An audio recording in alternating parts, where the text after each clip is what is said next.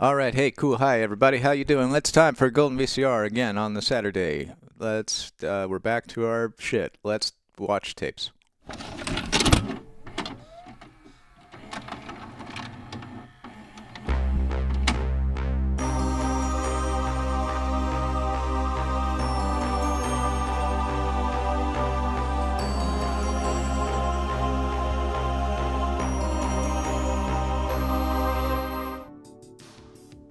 I raised my monitors, and I got a haircut. I lowered my hair.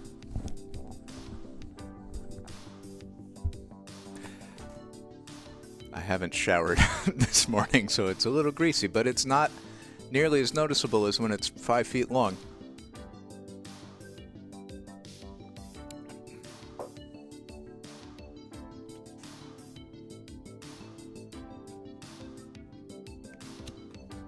I also got my eyes checked several days ago. How's everybody doing? Happy Saturday. It's Saturday, right?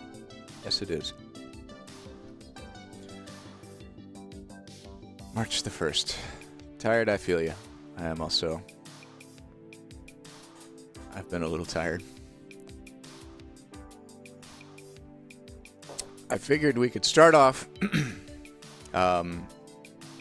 with a substitute teacher cable in the classroom moment, but I think this is going to be a good one and not boring. Hi, Haley.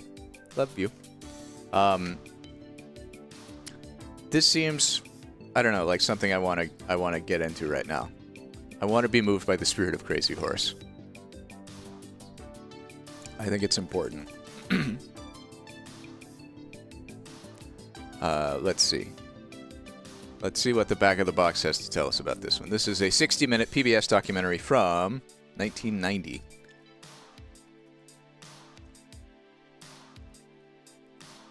And this is one that I found in a thrift store out in the boonies. It looks yellowed on the cardboard, but I'm sure it'll play fine. The heart of everything that is. These are the words which the Sioux Indians used to describe their ancestral homeland, the Black Hills of South Dakota.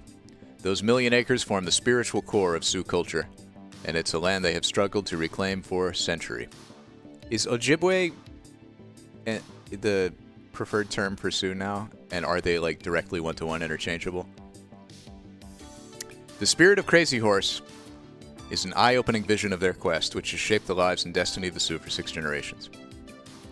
It is a tale recounted by Milo Yellowhair, a full-blood Oglala, whose great-grandfather fought General Custer at the Little Bighorn. While the story echoes with famous names like Wounded Knee, the last major Indian slaughter a century ago, this is more than a tale of long-lost wars. The spirit of Crazy Horse reveals the modern Sioux struggle to retain their heritage and how places like Wounded Knee became sites for a fight that continues still. The program carries us through the militant confrontations of the 1960s and 70s, the explosive results of 100 years of confinement on Indian reservations. The spirit of Crazy Horse takes us past the cliches about the problems that plague life on the reservation and puts the issues in a meaningful context of Indian culture. By investigating the simmering conflict of recent decades, circa 1990, the spirit of Crazy Horse also offers a clear perspective on the crucial choices that lie ahead.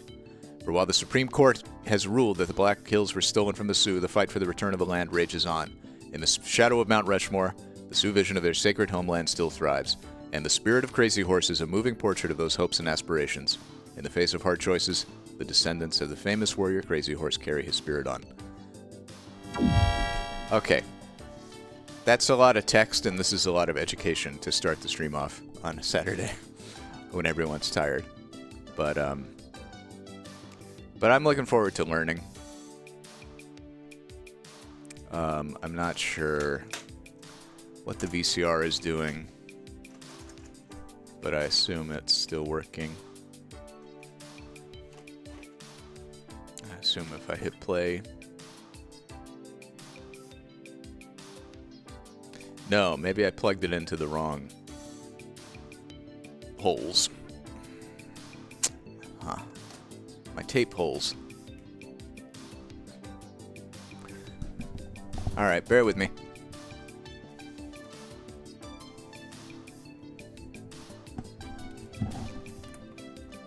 Yellow, white, red.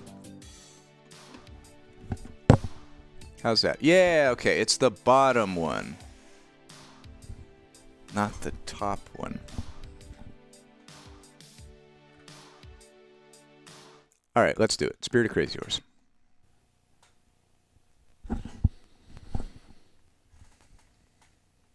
Loud Dutch carnival music. Is it carnival time?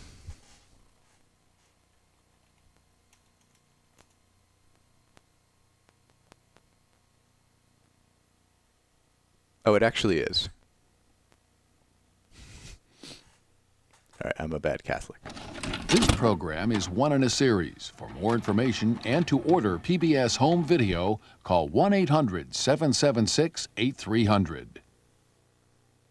The following presentation is from PBS Home Video.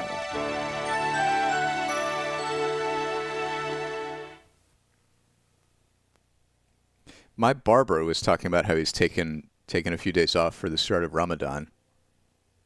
He was like, if I came into work, I would be a total bitch to everyone because I'd just be hungry. But by day 3, he says, you get used to it. And you don't feel the hungry.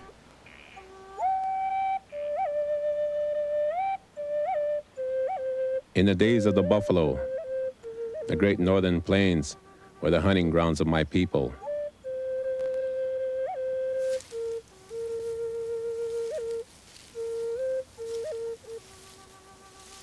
To most Americans, we're known as the Sioux. Our own name is Lakota. Lakota, okay. That's right. Our territory included much of what is now North and South Dakota, northern Nebraska, and eastern Wyoming. I get the Dakotas and northern Wisconsin In Lakota, confused. my name is Omakatranka. It means great wide world. The white man, he calls me Milo Yellowhair. At the center of our lands, there is a sacred place. We call it Chesapa, the Black Hills, the heart of everything that is.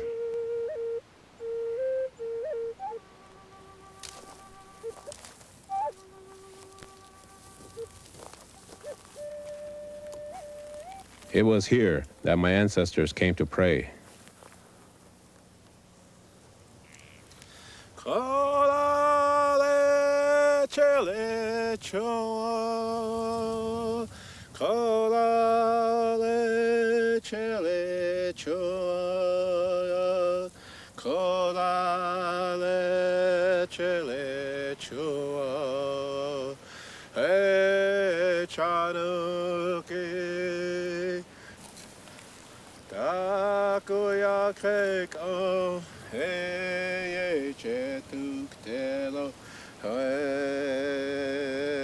When the white man came here, he found gold, and he stole the Black Hills. The U.S. government outlawed the Lakota religion. For more than 100 years, we have fought for the return of this sacred place.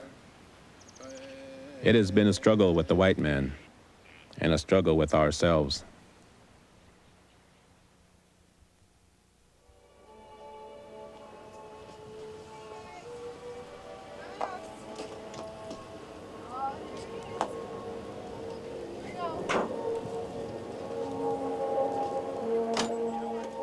To most Americans, the Black Hills of South Dakota are best known for a big rock carving. During the summer months, 20,000 people a day visit Mount Rushmore. This huge sculpture, blasted out of native rock, is called the Shrine of Democracy. Here, visitors have an opportunity to reflect on the values that shaped American history. With the attraction of Mount Rushmore, tourism dominates the economy of the Black Hills, bringing over $100 million a year to white-owned businesses. Few Indians have managed to adapt to the new conditions.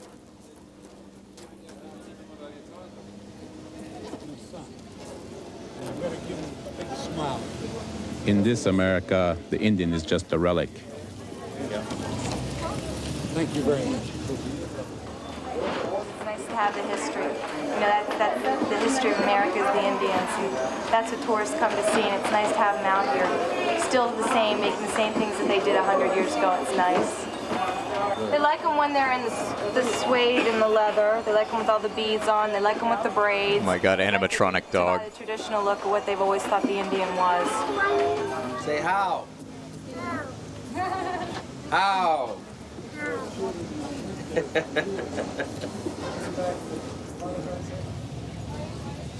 Huh. Say, how's the engine? How's the engine?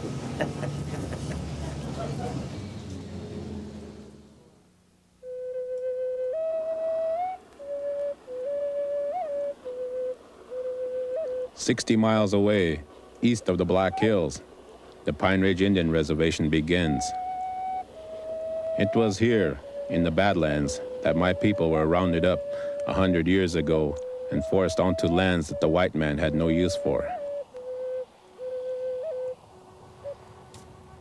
This is my home, the home of the Ogallala, one of the 7 bands of the Lakota Nation.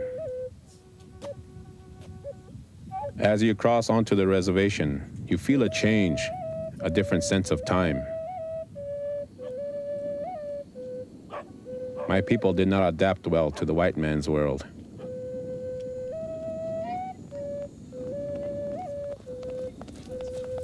Far from the tourists in the Black Hills, Indian reality begins.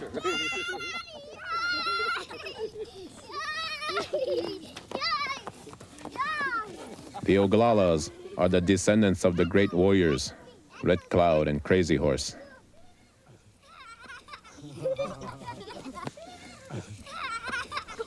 There you go. There you go. Oh, chicken. My feeling is that the Oglala still continue to remind the United States that there's a people inside the exterior boundaries of the United States that are not like them. I recall that some of the books as recent as 10 years ago, and even now, depict the Indians as poor, poverty-stricken, helpless victims of progress. Okay, that might be true for the people who look at us that way, but for many of us, to live in this state is by choice. Choice primarily initiated and driven by the love for the land. Regardless of how the land is now, we feel, at least the traditional Lakotas feel, that we all come from the land. The origin legend of any people gives you the underpinnings for the social fabric of that people, for everything good in that society, and also all of the corruptions in any society. Among the Lakota, our origin legend we call the Othokahe stories. In our story, it starts out, at the time of first motion, Iyan is. Before anything has meaning, Iyan is. The spirit of Iyan is Wakanthanka. And so Iyan takes from the core of Iyan's self and sends it to the surface. And we call this place Wamanka Ogananka Ichante, the heart of everything that is. This is the Black Hills. The Black Hills are one of the oldest places on the face of the earth. They're 6 billion years old. There's always, from the creation of Earth, that place was special. We also say that we were created and we spread out from the Black Hills. We came back to the Black Hills during the cleansing, and then we scattered again from there. Our pipe was brought to us in the Black Hills, the sacred pipe. The 7 sacred ceremonies of the pipe were given to the people in the Black Hills. The 7 nations gathered at the Black Hills every 7 years. So there's a whole, I guess, thousands of years of relationship to the Black Hills. That this is all of the earth is sacred. This place is the most special place on earth. It was so sacred no one lived in there on a permanent basis. It was only a place you could go in and go out of, like the Holy of Holies for the Hebrews. They had a responsibility from the very beginning of creation to act in a certain way to the buffalo and to the coyote and the and snake and other animals. In the ceremonies, you can assume the form of those animals. And when you do, you have to contribute something to their knowledge of the universe, and they contribute something to yours. Those are real ceremonies, and these things really take place. So when you say the land is sacred, what you're talking about is a particular geography that involves all kinds of people and animals, which is a little different than having an ancestral estate in France and being able to trace back to Charlemagne. Now, that's a very valid thing, but it doesn't involve all of creation. See, and the Indian perception involves duties and responsibilities. Now, if you're taken off that land and you can't fulfill those responsibilities, then the rest of creation starts to become alienated because you're not doing your part. And you see, then you begin to get in severe trouble. And if you talk to some of the holy men up there, they will say that a lot of the social problems of the Sioux are a result of losing the Black Hills, so you couldn't perform your duties. You couldn't become a contributor to the ongoing creation. And consequently, your people started to fall away, and they started to suffer, and they started to fight among themselves.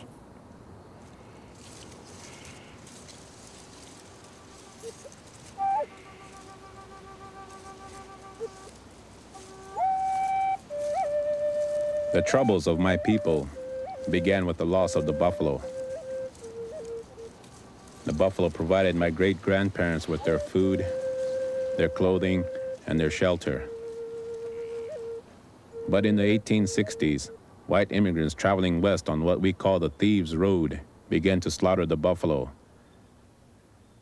Hostilities between the Indians and whites grew. Led by Chief Red Cloud, the Lakotas went to war. They pushed back the Long Knives and forced the U.S. government to negotiate a peace treaty. The Treaty of Fort Laramie, signed in 1868, set aside the Black Hills and all of western South Dakota for the exclusive use of the Sioux. White men were forbidden to enter. But the buffalo were disappearing. So Red Cloud and his band settled near the fort, tempted by the government's offer of free food, liquor, and tools. But a young warrior named Crazy Horse never signed the treaty. He and his followers remained on the Lakota hunting grounds and refused to join Red Cloud at the fort.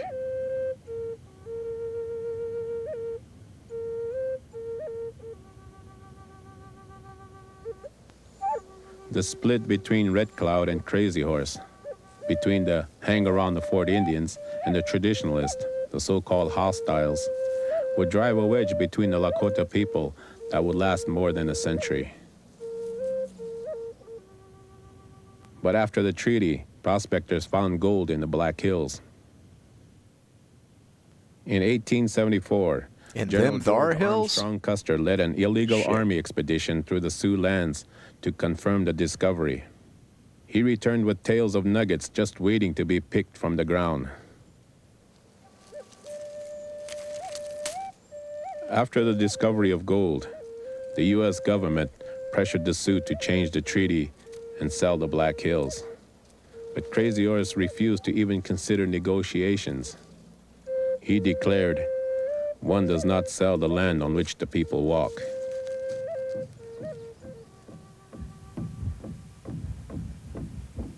In 1876, General Custer attacked Crazy Horse's encampment on the banks of the Little Bighorn. In a shocking defeat, the Sioux annihilated Custer's full command. My own great-grandfather, Tulance, rode with Crazy Horse that day. But a year later, under pressure from the army and with the buffalo nearly extinct, Crazy Horse and his starving band finally surrendered. A few months later, he was killed by white soldiers and the newly created Indian Police. Despite his importance, no photograph of Crazy Horse was ever taken, and his burial site remains a secret even today. In 1889, Congress annexed the Black Hills. Thousands of fortune seekers poured into the sacred land of the Sioux. the vast Lakota territories shrank down to a few small reservations. I don't know what I expected, trying to meme on historical atrocities. Today, the Pine Ridge Reservation is the poorest place in the United States. It is a land with no visible industry or businesses.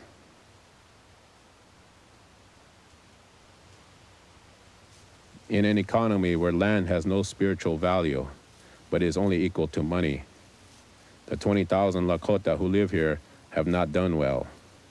Unemployment on the reservation is over 80%, and welfare is the main source of income.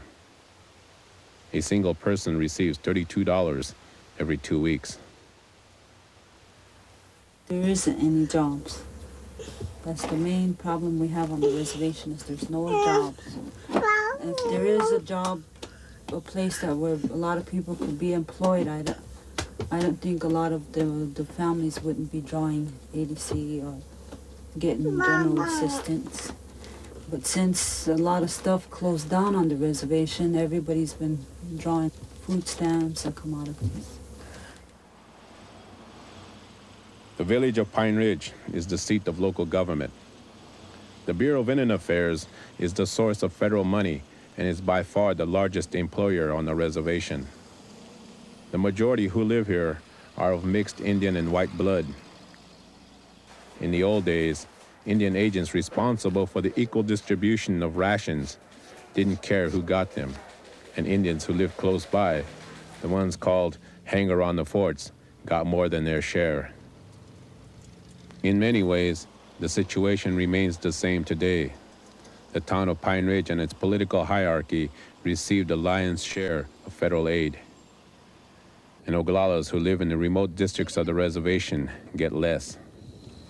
If you go in a BIA office or a tribal building, you won't see any full blood sitting in there. You'll be seeing full bloods, half-breeds, and Washitas. They're all in there. They're taking over everything. What's the matter with the mixed bloods? One day they'll be Indian, next day they'll be white. Yeah. One day, against you. yeah, they'll turn. One day they'll be good. One day they'll turn the other. Yeah. And then there's a lot of these full bloods that do have. They're well educated, but nowadays, like Vern said, you can't go in any office and apply for a job on this reservation unless you have green or blue eyes, and if you're light-skinned. The tribe is caught between the desperation of unemployment and the breakdown of the culture. The level of hopelessness can be measured by the high rate of alcoholism. The sale and consumption of alcohol are outlawed on the reservation, but a good part of the federal aid dollars end up in border towns, boosting the local economy with the liquor trade. Many have fallen with a bottle in their hand. You see a lot of these houses where all they've got is a mattress on the floor and a bedroom with some blankets, maybe an old table with a couple of broken chairs, some commodities in the cupboard, very little food in the refrigerator. You see a lot of child neglect. You see a lot of drunken people. You see a lot of people waiting for each other to pass out so that they can rip each other off, this sort of thing. You see a lot of beatings, all that drunkenness seems to bring. I guess some people think they're having a good time, but if you're not drunk yourself, it looks like you walk through the gates of hell or something in some areas. A lot of things that are with me today, in my memories, about attempts to escape from the reality of what was going on, the drunkenness.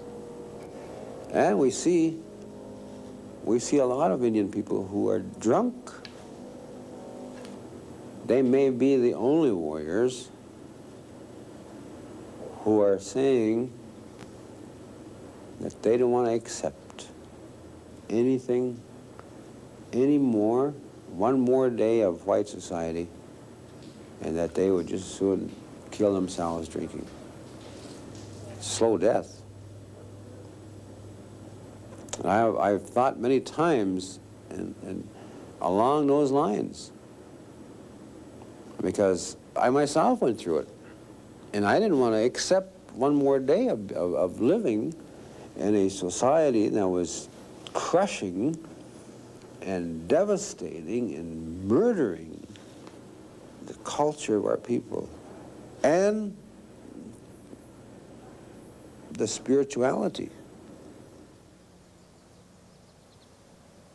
In the 1950s, the Eisenhower administration tried a new solution to the problems on the reservation. It was called termination. That's a bad name. Indians to leave the reservation and move to the city. That's a bad name for your final solution. When they get to the city, Jesus. They expect, and they've heard rumors of $5, $6, $7 an hour jobs, nice apartments, running water, bathrooms, showers. The Eisenhower administration had a policy called termination to what these get new urban Indians usually found were ghettos to try and shift minimum wage jobs, unemployment, Indian people off of reservations. Despair. This was the effort to get everyone to migrate into cities. Man of the family. So that they could stop funding the BIA and stop funding reservations. He's never been faced with them on a reservation. On a reservation, at least he could always go out and kill a deer or go out and hunt or fish and bring meat home to his family. Here in the city, there's nothing for him. In the late 1960s, out of the urban red ghettos created by the government's policy, grew AIM, the American Indian Movement. Among the early leaders of this emerging liberation movement were men like Dennis Banks and Leonard Peltier.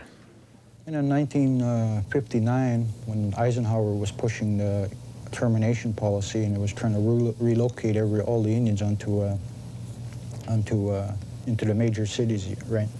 And Turtle Mountain was, I think, was number 3 on the list to be fully terminated.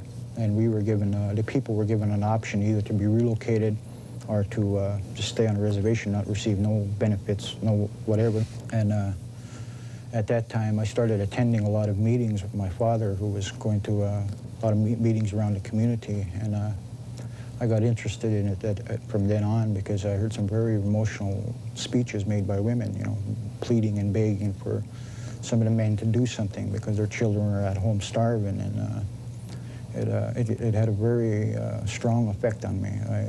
I had swore at that time that, you know, as a young man, fantasizing, daydreaming, I thought, well, I'm going to grow up and I'm going to help my people.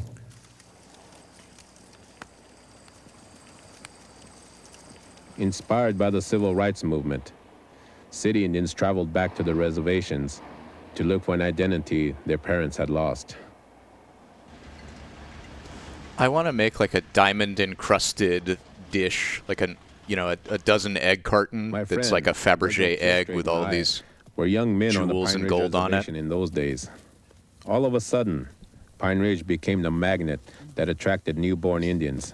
Because if eggs are that expensive, you need to be able to show off your Virgil luxury and I item were the descendants of Crazy Horse's traditional Lakotas. And it was exciting for us to watch our city cousins rediscover their culture. The memory of that time, of that reawakening, is still bright. We were like the library that never got used. You know, I think that's probably what I would say, you know. The full-bloods never really lost anything. They've always had it. It was the people who came back and who gained quite a bit. It was the same people whose parents have lost quite a bit within that. The city movement, you know, all of a sudden it was cool to be an Indian because all the other young white kids were epitomizing Indians. You know, long hair, beads, the leather clothes, you know, whatever it is, you know. It was always this, you know, and so then the Indian kid looks at this and he's trying to sit there, you know, wearing a shirt and tie and looking at it and say, hey, well, maybe there is something here, you know. So he looked back and he looked at the readings, the writings, and the books that was written about him. And he says, well, I like this, I like that, I like this. And then his interest was formed. Then he says, well, I'll ask my dad where I came from. He went back and said, oh, yeah, you have people living on the reservation back there, you know. So he comes back to the reservation and they maybe stuck him in a sweat lodge. And then they took all the doubts away from him. And now he's looking at other people and said, oh, there's old man kills enemy, there's old man catches, and there's old man this, jumping bulls, two bulls, all of these. All of a sudden they are finding out. They are like a people who recently discovered their face, and they say, oh, wow, I'm here, and then all of a sudden they said, okay, you have always had this. And I think this is what the role that the reservation had played. Oh, honey wash day. Good morning. My grandfather always said, good morning, and honey wash day. In the old country, the young Indians met a Lakota medicine man named Henry Crow Dog. He was a living link to the past, to the old ways his family had maintained. He told the young activist that to be fully Indian, the new political movement needed a spiritual foundation, that what was most important was a spiritual connection to the land. Everything is in place. Well, that's good. Everything is in place, and everything's just the same. It's good. That's all right.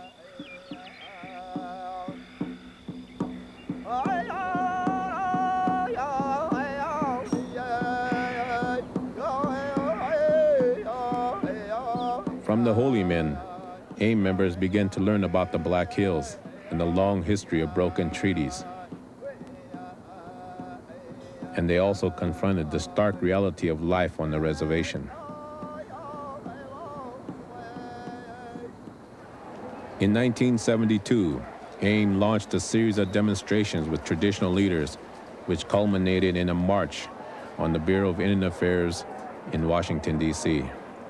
The march to protest conditions on the reservation was called the Trail of Broken Treaties. This is our land. This is our country. We're the native of this country. This, right here, the federal ground is our property, yes. We want someone, one of our kind here, and doing our thing for us. Why the hell do we have to put up with some I don't know people?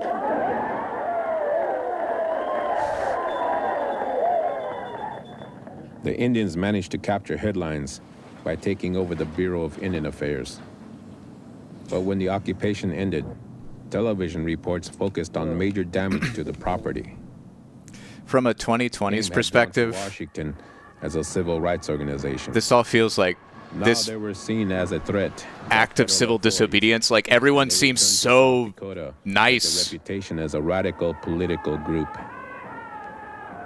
Like they're being pretty chill and fair about occupying this building. In towns bordering the reservation. Their growing activism in alliance with the traditional Lakotas put them at odds with the BIA-sponsored local government, then headed by tribal chairman Dick Wilson. It was a rekindling of the old divisions dating back to the days of Crazy Horse and Red Cloud. It was the old split between the hostiles and the hang around the Fort Indians. Dick Wilson was elected in Pine Ridge, as many people have been elected before him and since him, according to the American system. But it didn't mean much to the old traditional full-bloods who lived outside of Pine Ridge, out in the districts. And to prove that it didn't mean much to them, you would have to see what their grievances are. Their grievances were that the Pine Ridge government was ignoring the outlying districts, that it would do nothing to take care of their grievances for them, that all of the money that was being taken in by the tribe from the U.S. government was being spent mostly in Pine Ridge on the mixed bloods, the oligarchy that understood the American system, and that the full bloods and the traditionalists were being ignored. In January 1973, in a town near Pine Ridge, a young Lakota named Wesley Bad Heartbull was stabbed to death by a white man.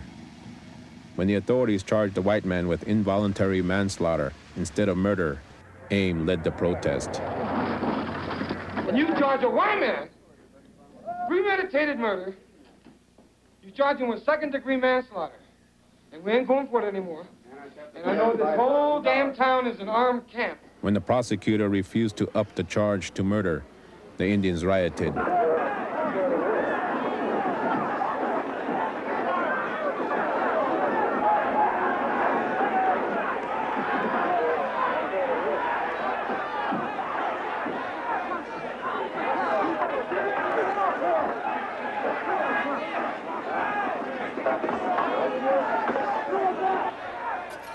But many Indians on the reservation who benefited from government jobs resented the militant tactics.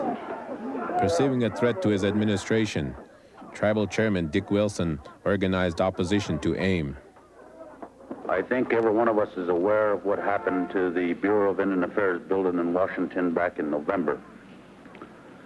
At that time, a threat was made via telephone from Mr. Russell Means to the Secretary of the Oglala Sioux Tribe, Toby Eaglebow, that they wanted to come into Billy Mills Hall here and hold a victory dance. We, of course, said no way. He responded in this way. He said, "Get your pigs together. We're coming in anyway, and we're going to take Billy Mills Hall, and we're going to use it. We're going to have our victory dance." To counter the threat of the militants, the BIA provided Wilson with financial support. The tribal chairman used the government money to hire a group of Indian vigilantes. They were known as the Goon Squad. These people that were hired were law-abiding citizens of this reservation, people that had jobs. Many of them did. Fucking goons. They didn't want the same thing happening here that happened in Washington. As tensions increased, Dick Wilson used the Goon Squad and BIA police to threaten any political opposition. If you're hiring a squad of armed goons, traditional tribal members, you're probably the bad guy. The worst thing was the prohibition against public meetings. At the time AIM came in, the tribal government was forbidding any public meetings and used the police to break up any that tried to start. So it was just like a police state, which is really what was behind the decision to make a last stand at Wounded Knee.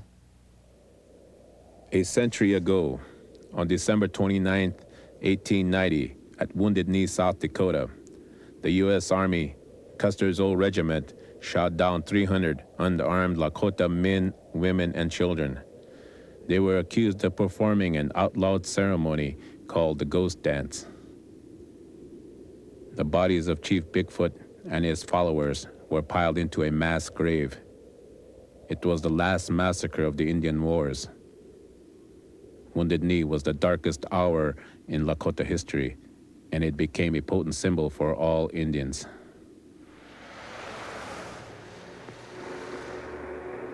On the night of February 28, 1973, the American Indian Movement led a band of rebels into Wounded Knee, just miles from Pine Ridge.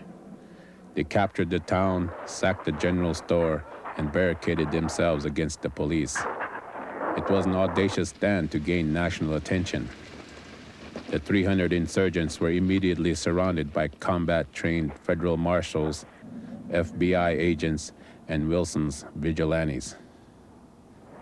The next morning, the world woke up to reports of a new Indian war.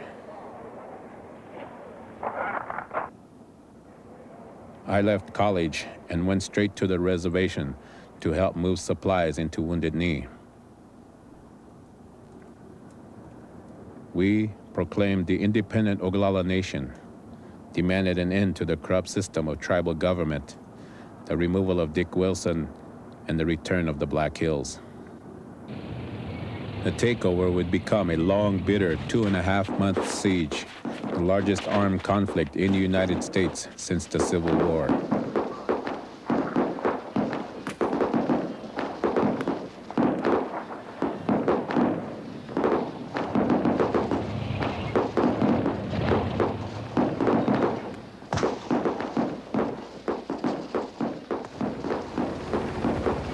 Although they were surrounded by government forces during a harsh winter, a sense of dignity and confidence emerged within the embattled camp.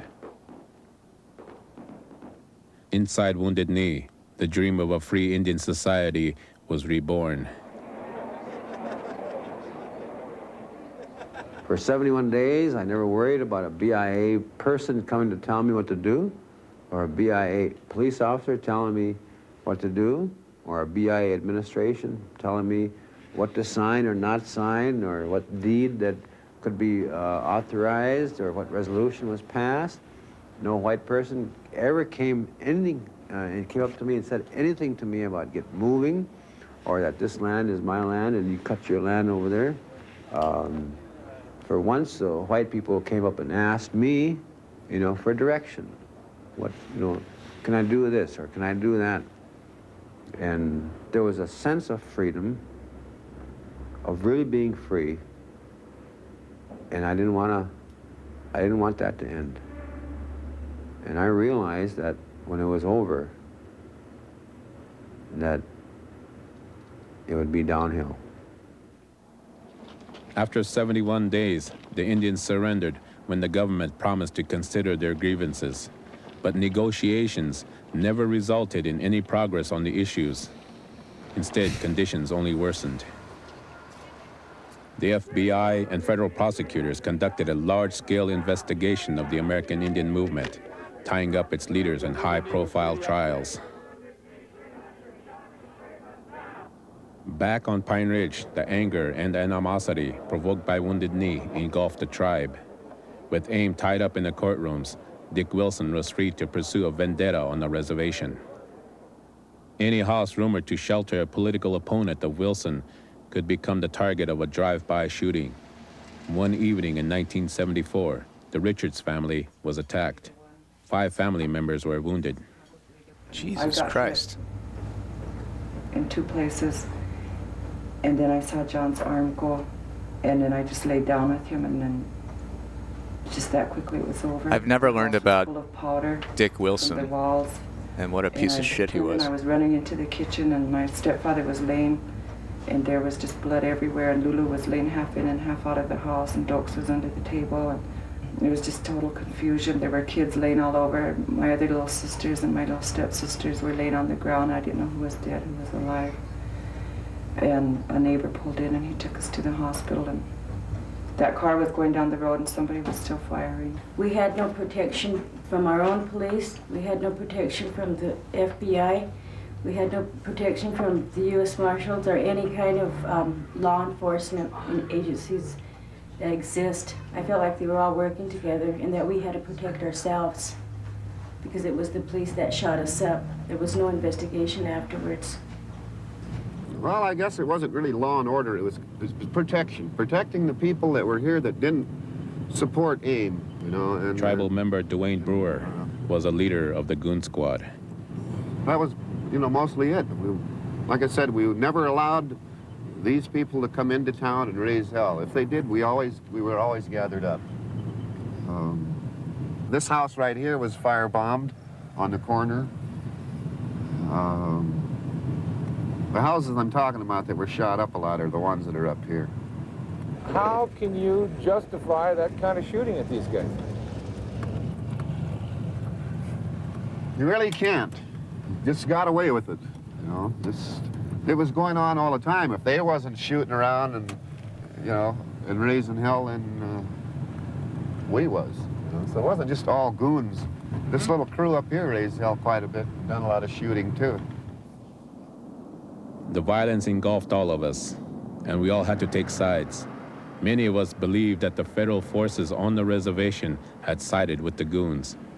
AIM was prosecuted whenever and wherever possible, while goon violence was either condoned or overlooked.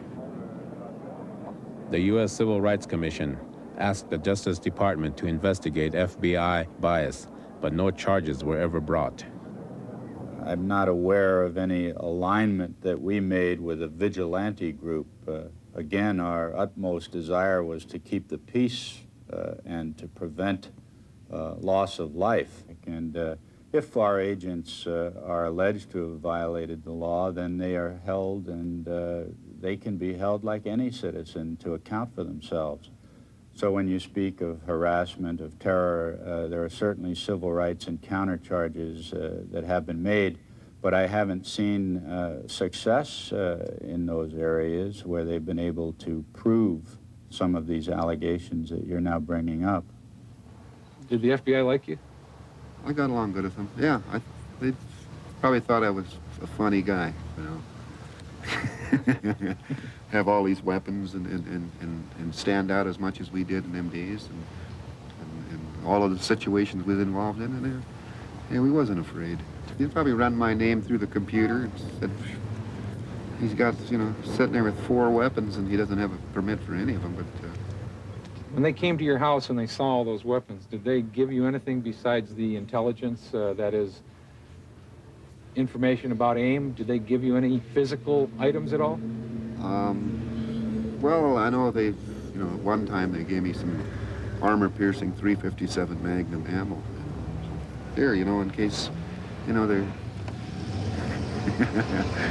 in case they're in a brick building or something, or, you know, just give them to me. So here, them are expensive rounds, you know. You don't get them anymore. They only go to law enforcement people.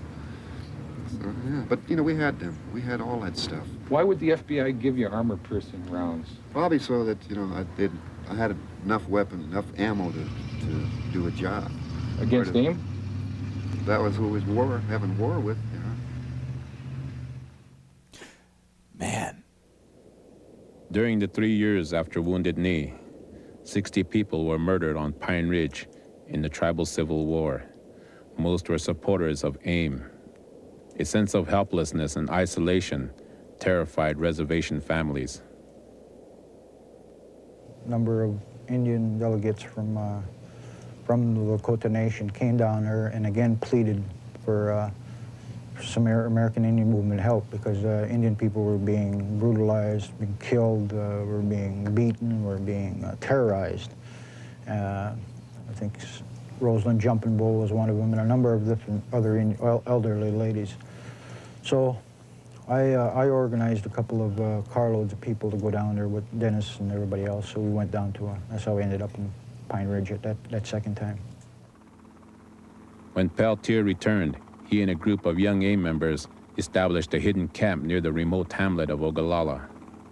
Residents in the area had grown increasingly fearful of the Goon Squad. On the morning of June 26, 1975, 99 years after Custer was defeated, 2 FBI agents chased a car onto this property. A shootout erupted. After a day-long gun battle, the 2 FBI men were found dead. One young Indian had been killed by police gunfire. Peltier and the other Indians escaped into the hills.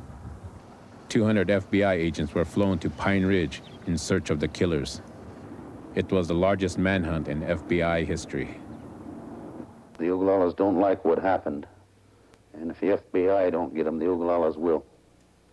What do you mean? Just what I said. We have our own way of punishing people that way. Shooting on the reservation? You said it. We'll take care of them. 9 months after the shootout at Pine Ridge, Peltier was captured and returned to stand trial for the murder of the 2 FBI agents. The Indians protested that the government wanted him not for murder, but for his politics. His trial brought Peltier national attention, but the judge would not allow any evidence about the political violence on the reservation. Peltier was convicted of murder and sentenced to 2 life terms. 5 years later, Peltier's lawyers won the release of a secret FBI document which indicated that his gun did not fire the fatal shots. But his latest appeal, based on this discovery of withheld evidence, has been denied a hearing by the Supreme Court. For many Indians, Leonard Peltier had become the latest symbol of the resistance and the spirit of Crazy Horse. The year after the FBI agents were killed, Dick Wilson was defeated in tribal elections. The Goon Squad disbanded. The American Indian movement lost its prominence in the political landscape, and the violence subsided. But for the Lakota, the tribal civil war had overshadowed the vision of the return of the Black Hills.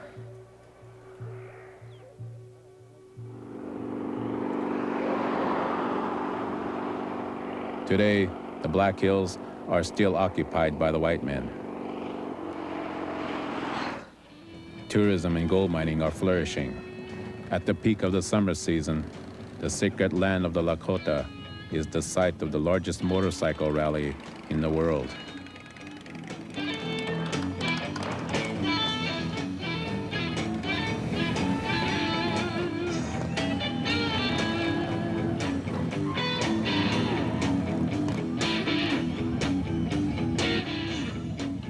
But for more than 100 years, the Lakota people had never abandoned their claim to the Black Hills.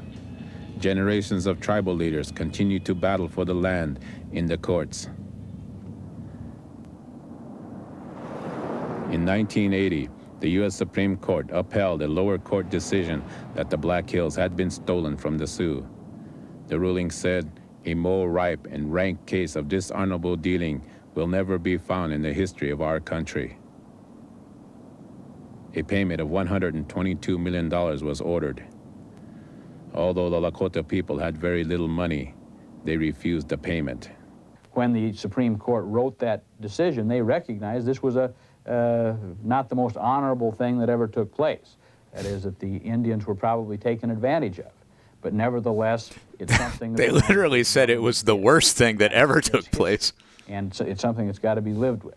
And the least honorable thing. By the law of the land, and that is when something is taken by the government, the person from whom it is taken is entitled to just compensation. Their ancestral lands, so we learned... You've got to do that.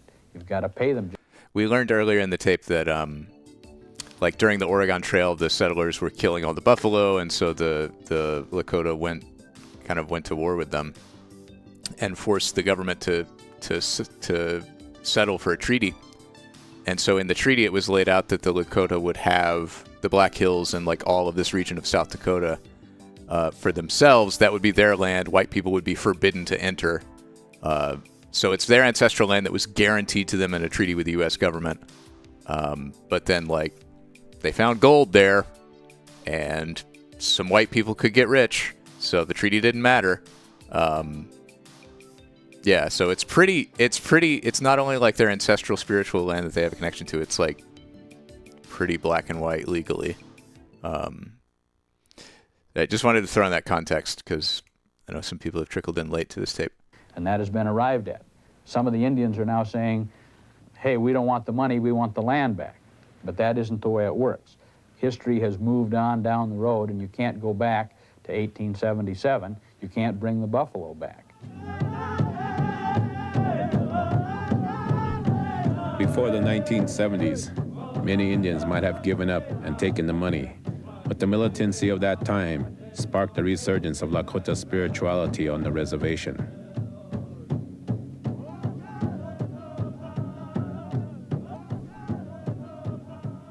After a lifetime of teaching the old ways, the medicine man Henry Crow Dog died in 1985.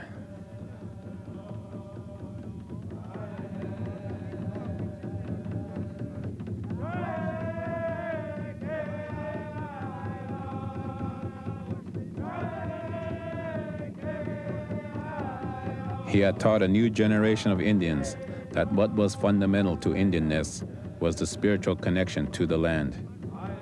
In the beginning, it was the young men from the cities who listened. But after the Civil War on Pine Ridge, the mixed bloods began to find a new respect for the traditional ways.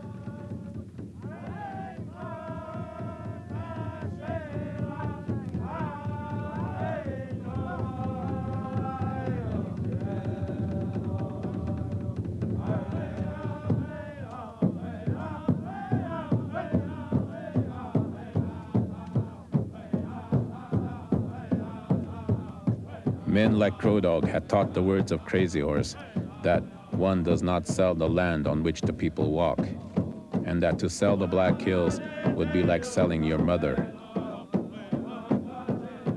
Those teachings would now blossom into a widespread demand for the return of the Black Hills.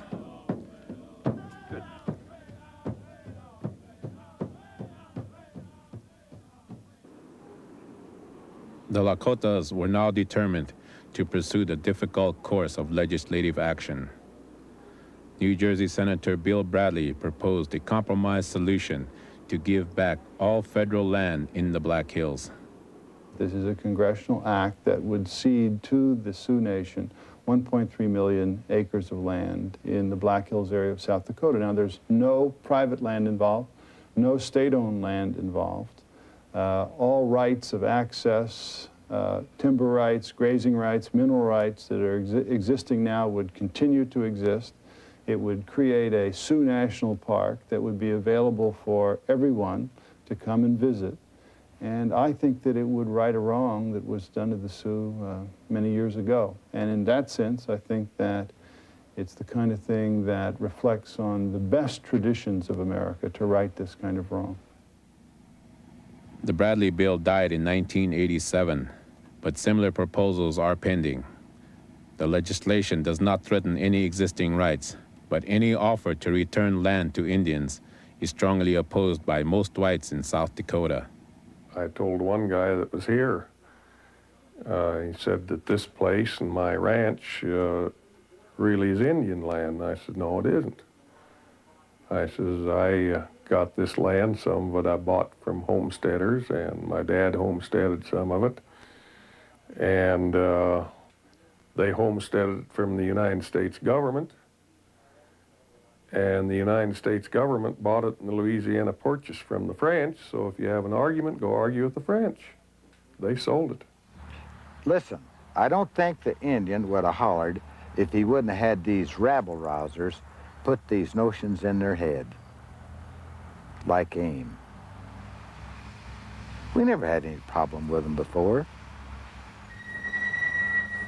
They get drunk once in a while, but like anybody does, most anybody. But they never had no problem with them. Heck, we got along with them good, and I really think we get along with them good now. In any war, which you read your history books, you can read the Indian Wars, such and such, just it's listed in your history. And when you lose a battle or lose a war, why then you have to suffer the consequences. They're conquered people. If you conquer a people, then it's got to stand. That's just like if some big guy comes, gives you a thrashing, you stay thrashed. Or if you want to try him again, why, I guess you can. But the end result might be the same. Good chance of it.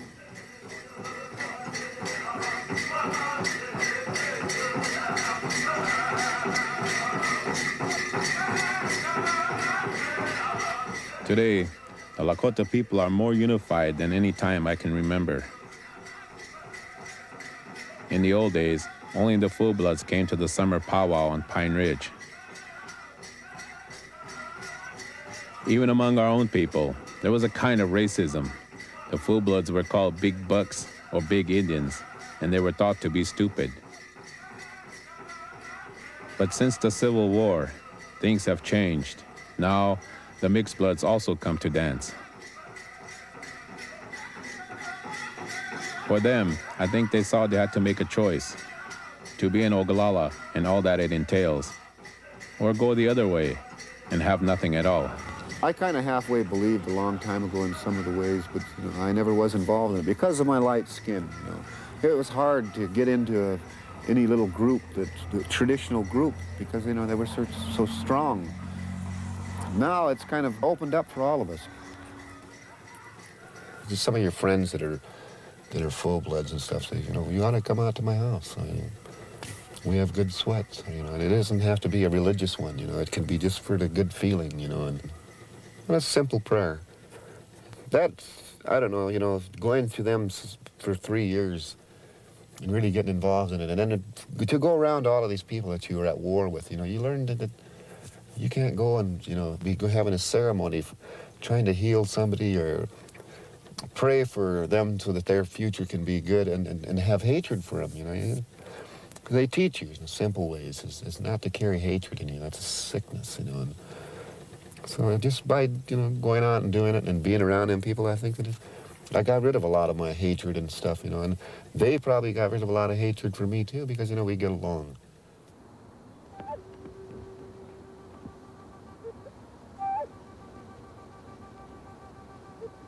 Buried in the cemetery at Wounded Knee are the last 100 years of the history of my people. This is the mass grave of the 300 Lakotas massacred in 1890. Here too is the grave of Glenn Three Stars. He was a prominent member of the Goon Squad. He is buried next to Milo Goings, who was inside Wounded Knee in 1973. 5 generations have now passed since Crazy Horse was killed. Nobody knows where he is buried. The vision of Crazy Horse was to stop the encroachment of the white man through the medicine of the mole, who can come out of the ground anywhere, any place, any time, to fight. He may come back in 10 different people, 10 different ideas, and become very powerful, and then suddenly disappear.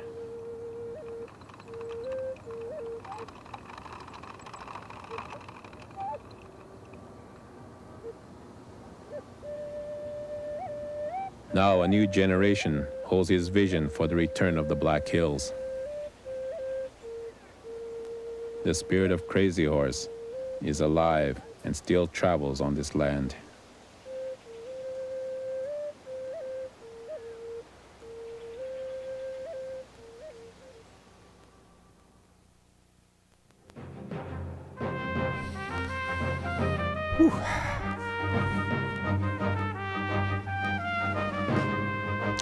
That was very good. I feel like that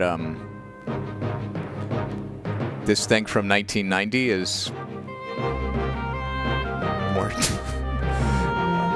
absolutely essential viewing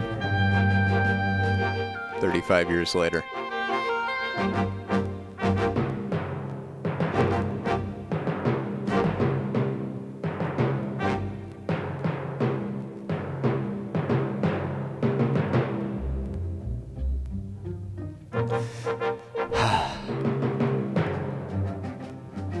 Frontline, man. Ugh.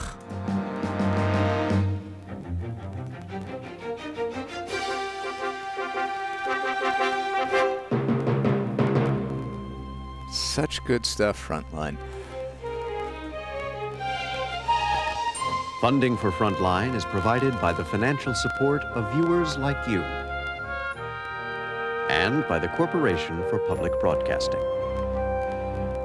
Frontline is produced for the Documentary Consortium by WGBH Boston, which is solely responsible for its content.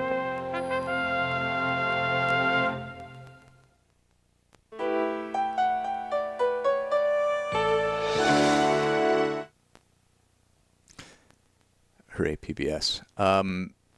Yeah, God, especially when they were talking about the Last Stand at Wounded Knee during the Civil War of the 70s, and like the I do have the PBS logo, yes, and the historical parallels to the ghost dance in The Last Stand in the 1800s. Man, it's so fucking important to understand the history of the people and the places around you.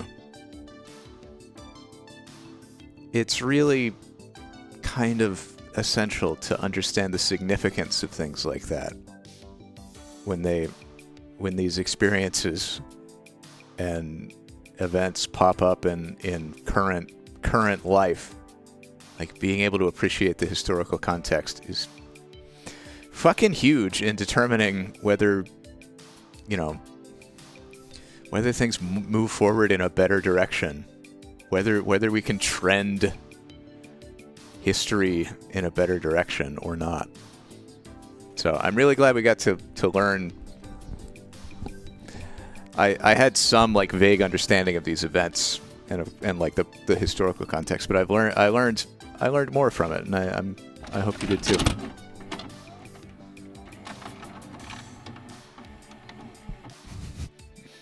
Thank you, Bella. Oh, hooray, we're celebrating. It's too bad we don't have a recorded version of San Jacinto by Peter Gabriel, because that's a pretty appropriate Peter Gabriel song. All right, we had 1,000 bits from Will for Doodly Doo. Thank you, Will. Let's Doodly Doo it up real quick here.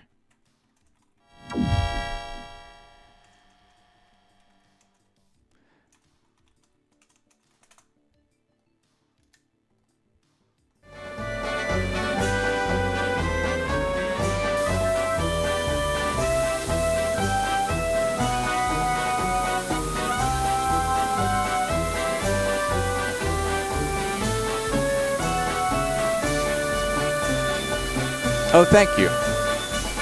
I was pretty happy with I got a new walk-in guy, and There's leaves and did a pretty good trash job, and I think. paper and cash. They left it all in the gutter. So along comes Dusty singing this song with a chuckle, a snort, and a mutter. Oh, doodly doodly doodly doo. I'm keeping the streets so clean. I'm scrubbing and scraping. I'm pavement landscaping. I'm buffing this place to a sheen. Now just to remember, January to December, I'm Dusty, the street sweeping gal. My brushes are metal. I'm in fine fettle with Mac, my big city pal. Oh, doodly doodly doodly doo. I'm keeping the streets so clean. I'm scrubbing and scraping. I'm pavement landscaping. I'm buffing this place to a sheen.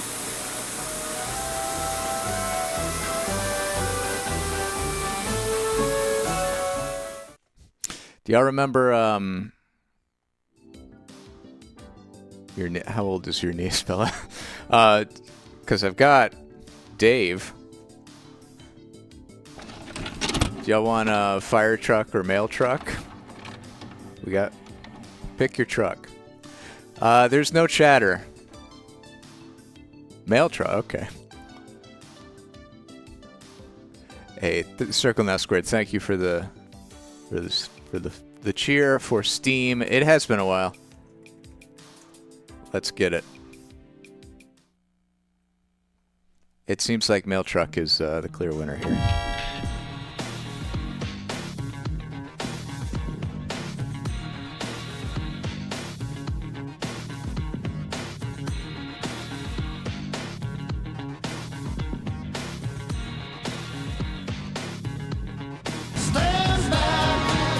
Oh God. Please.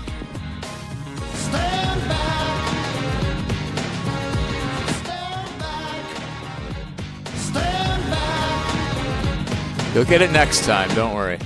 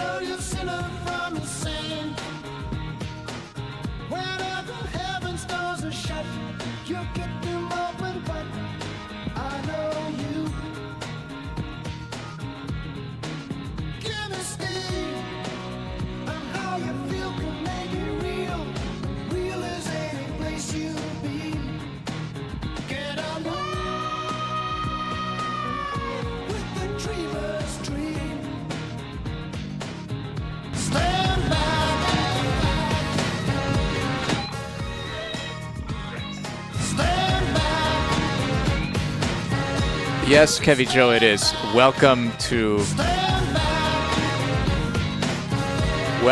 the 1993 music video for Peter Gabriel's Steam. Is it made any better or worse by the fact that we're getting extra stand backs?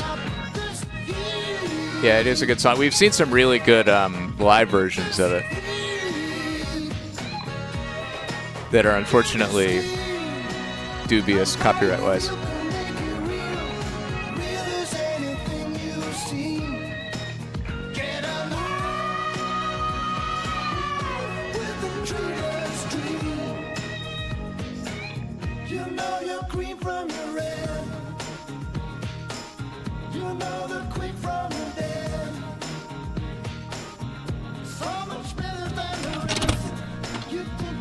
Hey, more classics. Thank you, Jess.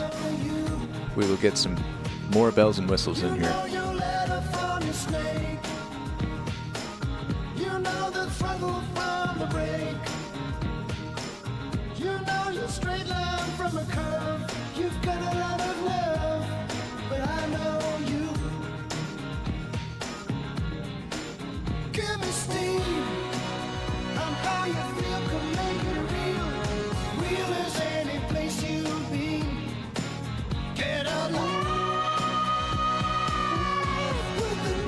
Oh, nice. This one was only 49 cents at the thrift store.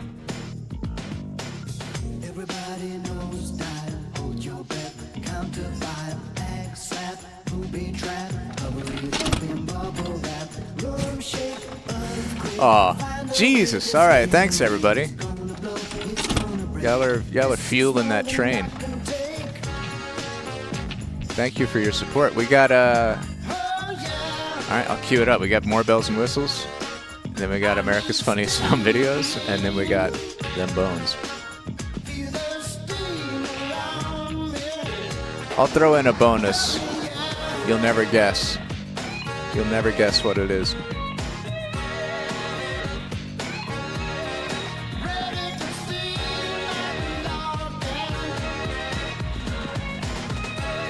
It's related to Bella's request.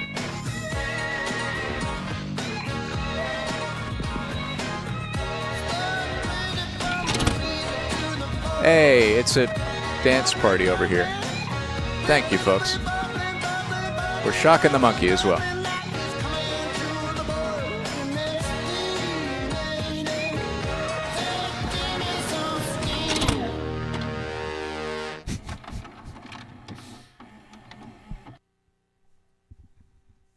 Thank you, Bella. Boy, oh boy.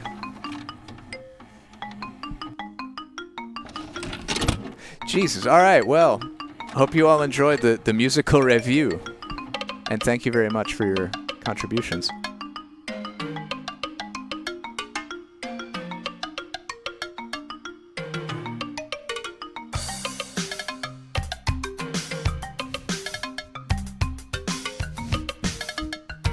Yeah, I'm not sure which thing it could be, but I'm glad to have you here. Welcome.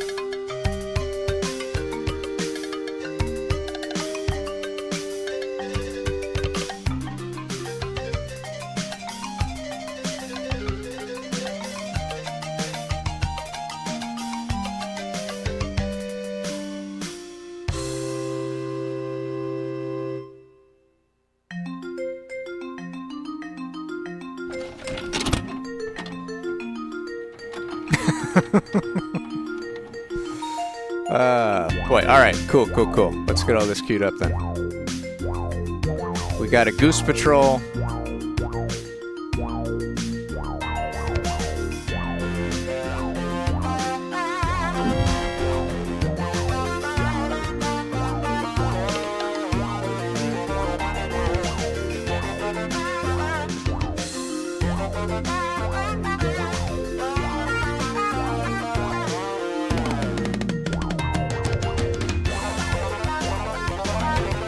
Got some eyewitness theme courtesy of Bill Budd. Goodbye Russia and Belarus.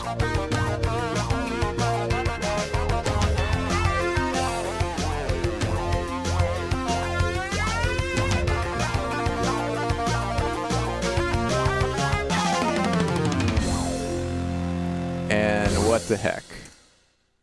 Discount Jurassic Park. You and me. So let's run our opening title sequence. What do you say? You better not fast forward through this either, because hundreds of people worked round the clock to make these titles look just like this. You'll see them in a second, and you'll see me in a second. I'm going through this door, and when I'm on the other side, comedy will ensue. Oh, bless you, Bob Saget.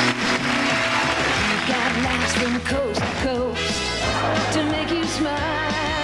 A real life look at each of you to capture all that style. You're the red, white, and blue. The fun and things you do. America, America, this is you. Stories from your friends next door. They never you might be a star tonight, so let that camera roll. Red, white, and blue. All the things you do.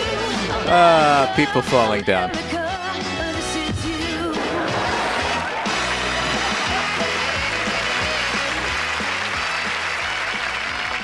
God, the white wicker TV stand. I told you those opening titles were exciting, and that theme song, oh, I can't get it out of my head. I'll be This is opening my Bob lounge act with Saget's it one beach day. condo. America, America, this is you. Just makes me want to go out and get singing lessons. All right, here's a bonus clip for everyone. Please enjoy Mop Dog. Dog bites mop.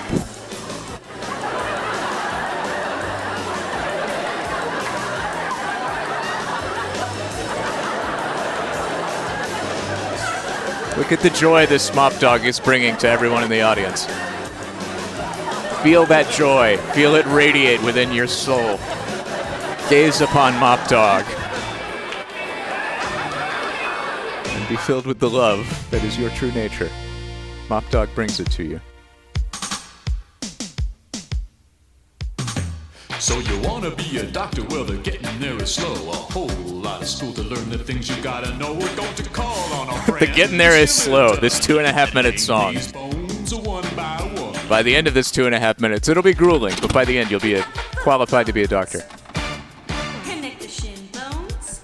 Connect the thigh bones. Oh my God. Connect the hip bones. The eyes, not the eyes. Now what we've got here is the lower half.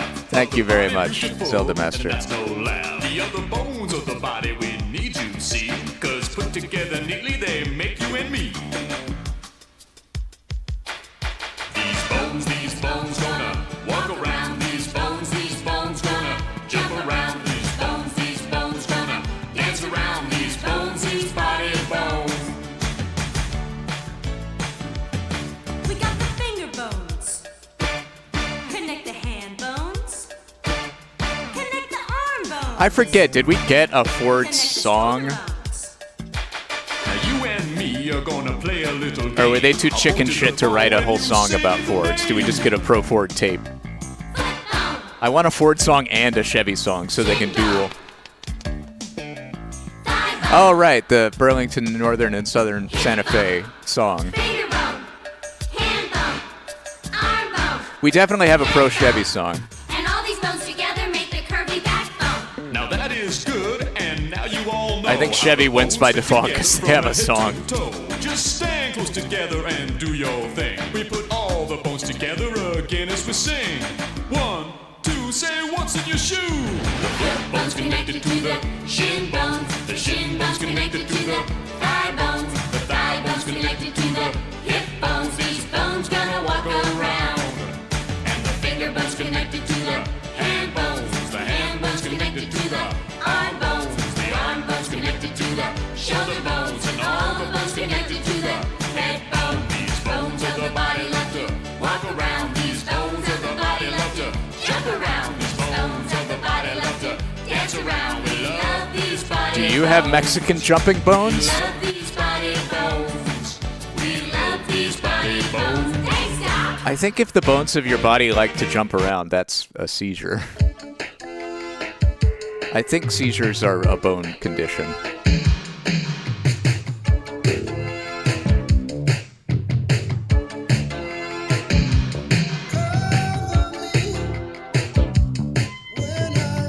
God, the weird.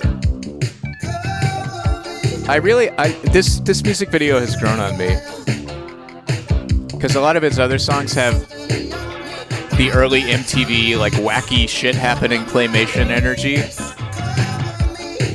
and this is just like a vibe. There's wacky shit happening. It's very early MTV vibes, but a very different kind, where it's just like industrial.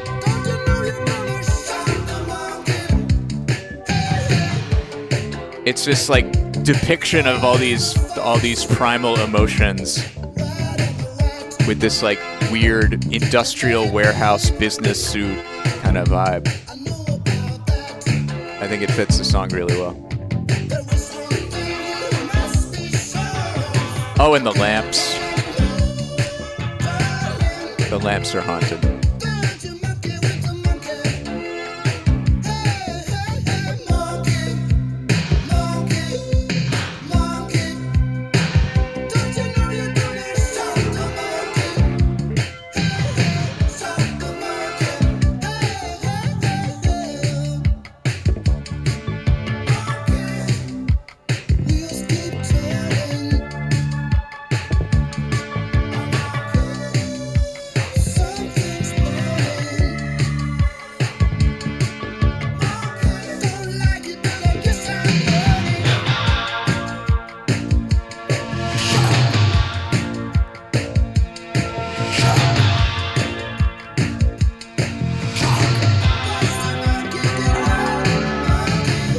That's some really dedicated sprinting prone on the ground in the forest.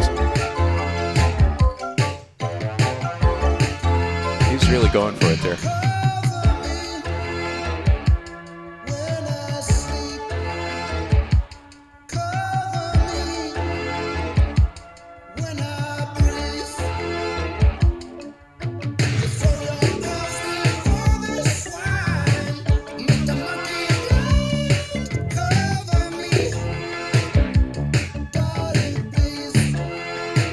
Beans.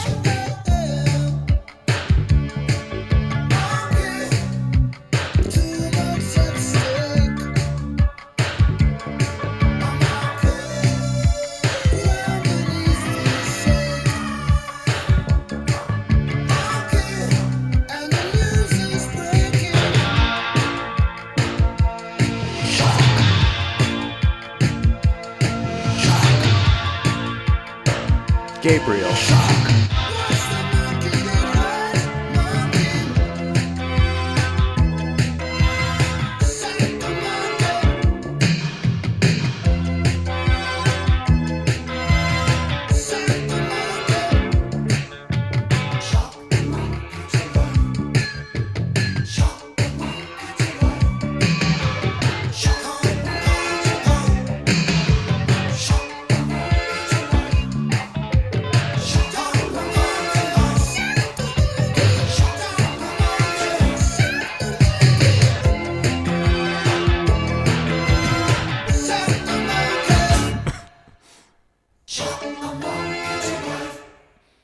If I met a man named Max Shock Monkey, I would be a little concerned. With Mother Goose, Goose occupied Patrol. incubating her eggs and watching the muskrat,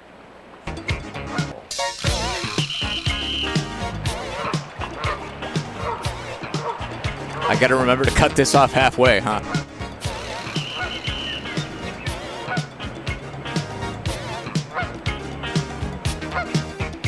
God, Goose Patrol is so good.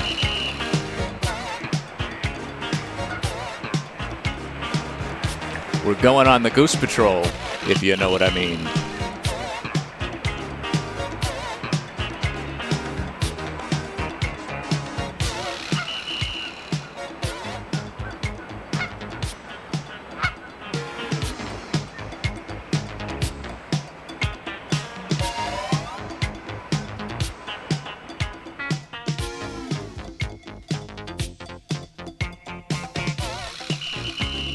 what's all this commotion?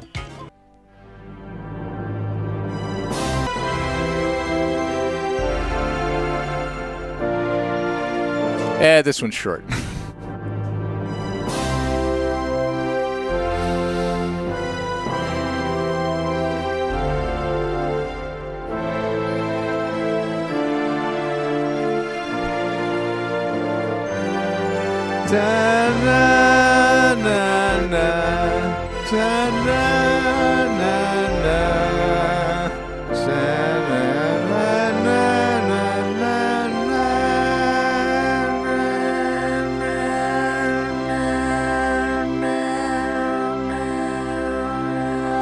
Alberta.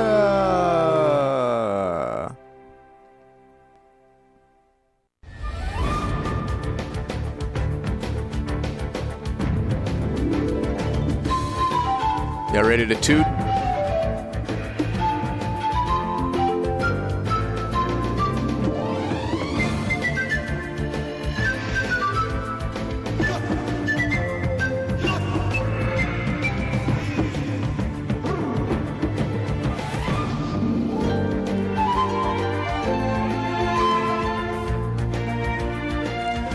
That was a doodly-doo from Will, a steam from Circle Now Squared, a bells and whistles from Jess, AFV theme song from Bella, also Mop Dog, Them Bones from Green Day Rock, Haley 92 with the Shock the Monkey, Bella and Green Day respectively with Goose Patrol and Knock Off Jurassic Park,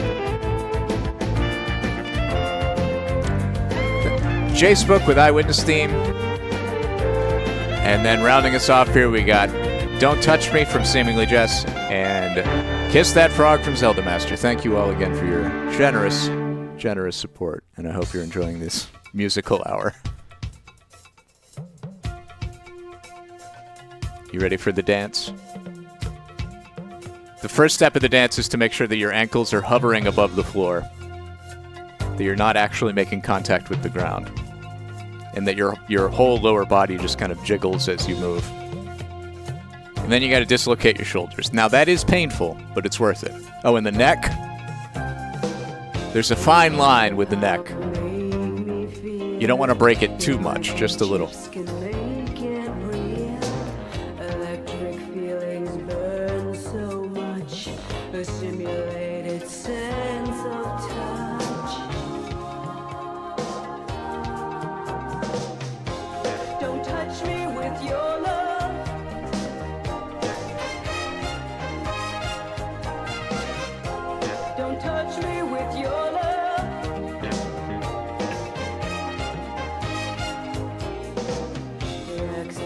Drives me insane, collapsing in exquisite pain. The vibrant dream. This is from 1989. If it were from the mid to late 90s, it would be very unimpressive. But for 89, it's really good. Don't touch me with your love. Don't touch me with your love. Basically, motion capture didn't really exist yet. So they had to kind of... Ah, God! Oh! The shoulders got real bad there. They had to, like, invent the technology to do the capture and the process of refining it and animating it.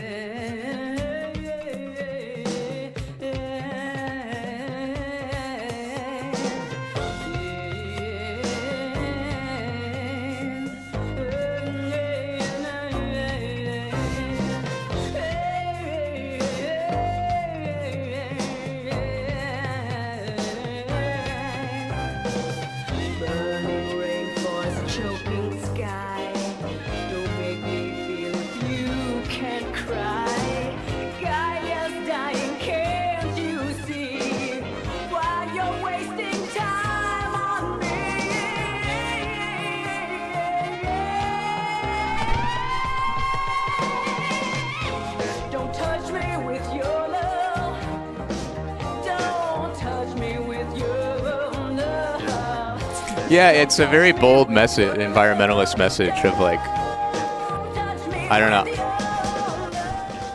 know. It's deep if you think about it. It's like, I would like you better if instead of being so superficially interested in what's going on with me, you would like get your shit together and do something impactful with your life. Fix global warming too. All right, are you ready for the Crystal Pepsi? Oh, thank you very much, Zelda Master. I'll find something to... I'll find a nice cherry on top of all this. This is... Not that this isn't. This is the Crystal Pepsi motion theater ride for Peter Gabriel's song, Kiss That Frog, featuring Peter Gabriel's eyeballs. Featuring his eyeballs and his just general horny sexual energy.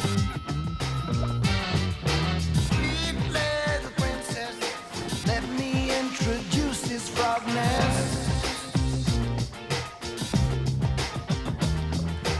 You alone can get him singing, so puffed up, wanna be your king.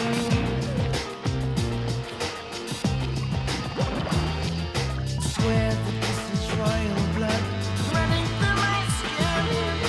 Oh, can you see the state I'm in? Kissing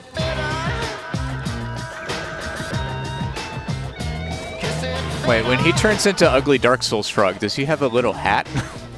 What's going on?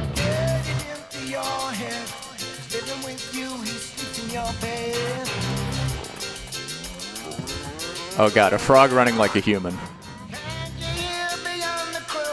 Don't you know that I'm not joking?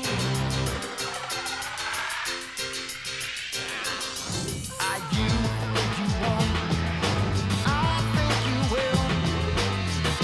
Don't you know that this tongue can kiss? Come on, come on, come on, come on, come on. Oh, to be assaulted and eaten by a horny frog in a forest of Peter Gabriel face flowers.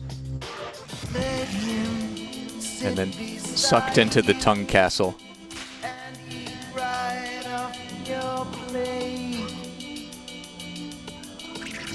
Don't have to be afraid. There's nothing here today. Our princess, you might like it if you lower your defense. Kiss that frog.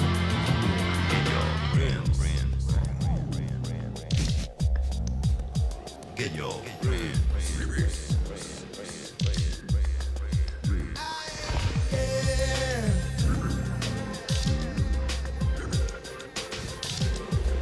I like how when it goes from horrifying frog back to normal frog, it's still horrifying because it still has Peter Gabriel's eyeballs.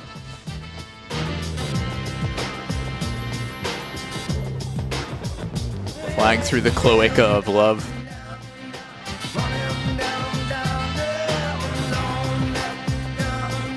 What is the shape of those columns in the background? Those pillars.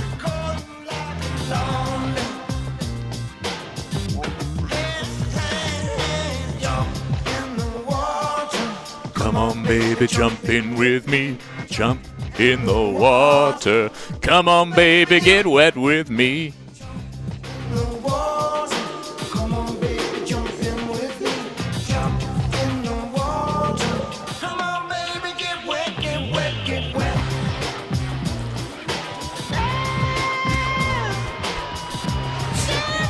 I love the close-up on his face for that random scream.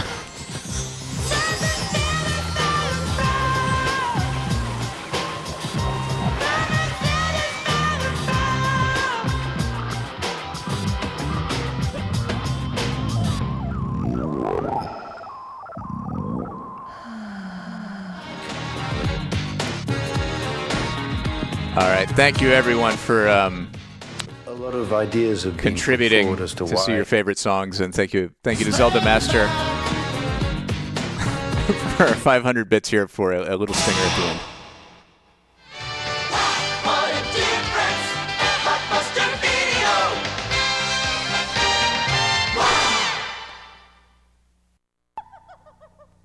I like the graceful swan. You sure are a graceful swan. Alfred, cut that out. Look, she is Alfred. You know what, kids? I like all the animals. In fact, I love everything about God's creation. In the beginning, God made the world. He made the earth and the seas and the grass and the trees. And then God said, That's good. God made the rivers and the rocks and the sand. Wow.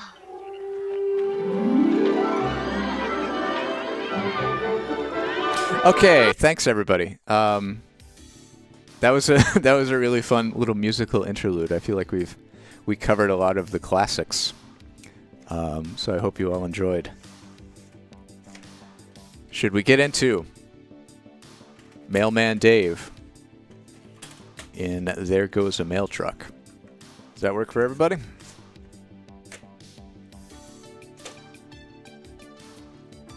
Let's see. I managed to get this. Actually, it doesn't have to be Barry Manilow, thankfully, because let's see. As long as... Oh, that's not the one. I want this one. I got it on the website. There goes a mail truck. A white truck with the blue postal symbol drives down the street. Inside sits a driver with bags full of mail, and children point and shout with excitement. When the mail truck comes down the street, do you get excited to open the mail? Join mail persons Becky and Dave on an adventure through the postal system to see just how your mail gets delivered each day. Step into the post office and be a mail person for a day. From inside the post office, children will get a first-hand look at the machines and the highly skilled workers who make certain our mail is delivered to its proper destination. Kids will watch them sort through the mail, stuff the mail bags, and ride along on the mail truck while learning fun mail facts along the way. Oh, awesome. Awesome. I will go get that, oh. I forgot. This one had some damage to the plastic, but that's okay. It'll still work. All I have to do is fully remove this so that it doesn't get jammed up in the VCR, and then we should be good. We just don't want to like lick that. All right. Yeah, it lost a little chip on the corner, so it may have just come apart during shipping, but it should be fine. Just slide it on in, and away we go.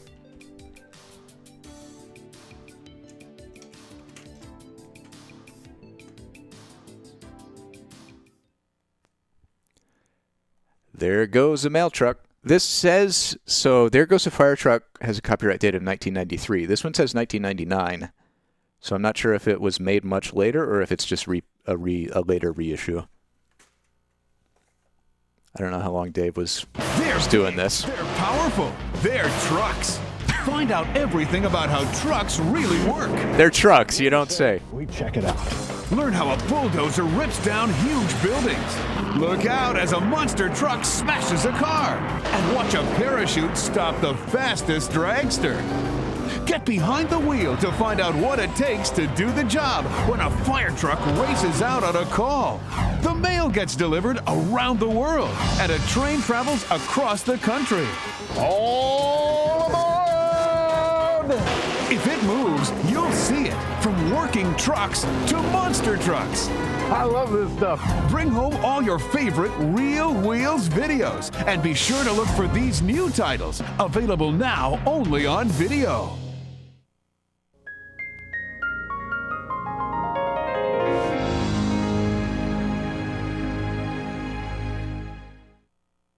I don't know if the other ones have been Warner Brothers, so maybe. Dreams come true and we can all dream big.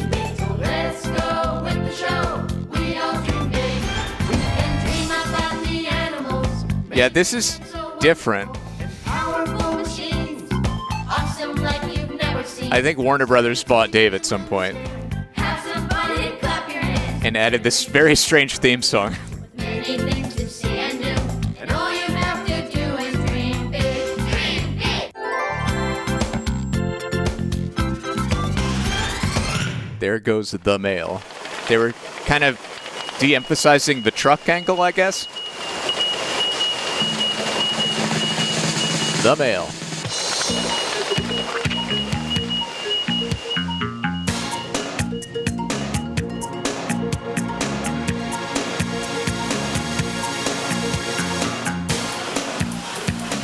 Hey, have you ever wondered just how the mail gets where it's going? Or what it's like to work for the Postal Service? Well, get set to find out.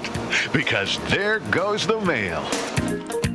We all know that the people who work for the Postal Service are highly trained, dedicated workers who work day and night to see to it that our mail gets where it's supposed to go. Hell yeah, appreciating the labor of postal employees.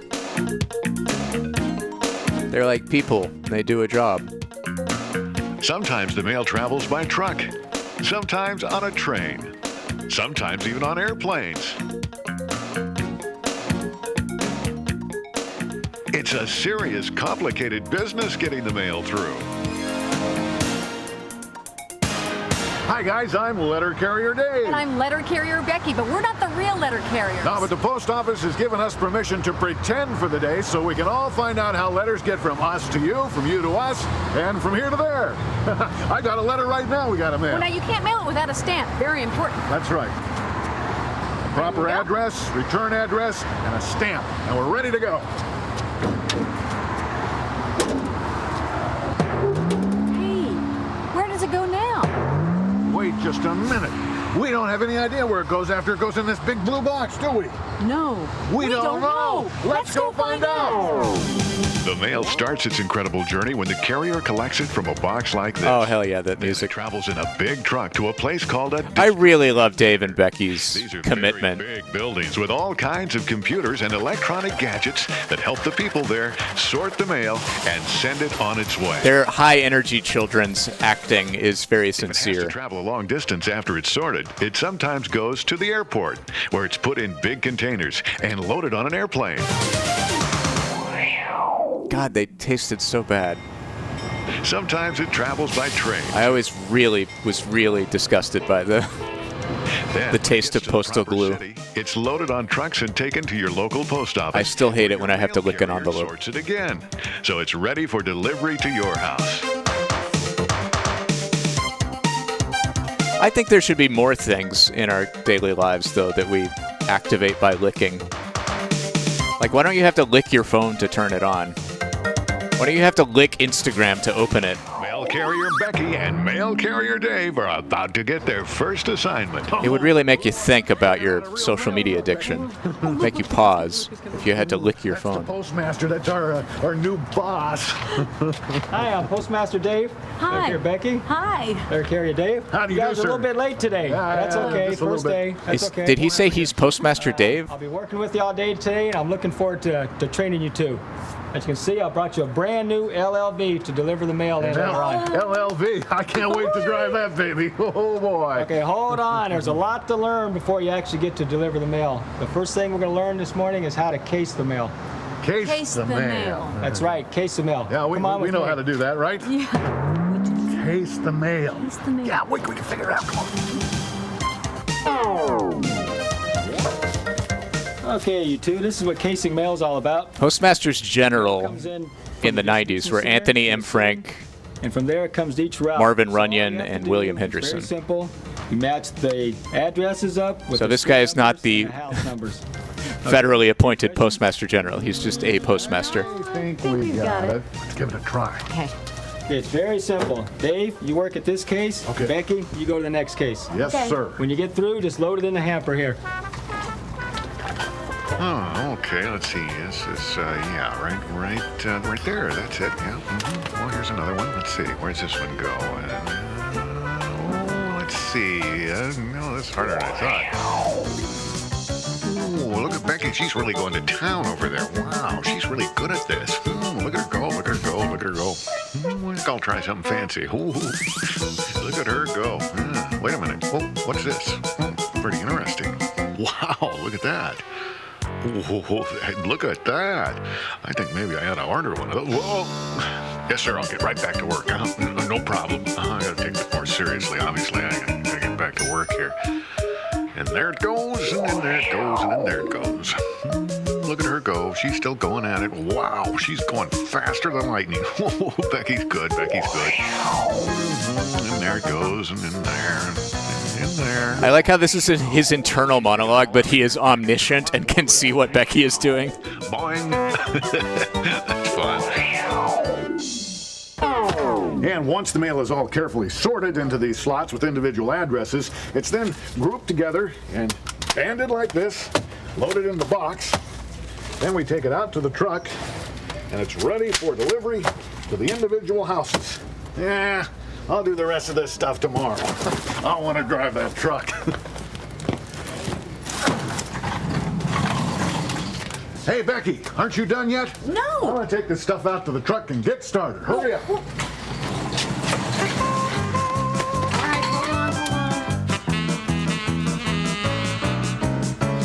Neither rain nor sleet nor, never mind. I want to drive a truck. I better check my map. Make sure it's going. Whoa.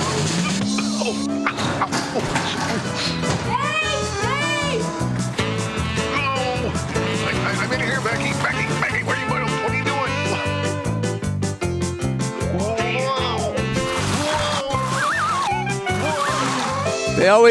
They always find a way to include some real, like, Keystone Cops slapstick in all of these. I really love that it's not just educational.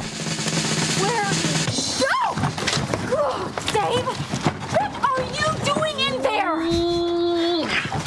You knocked me in there. I know you.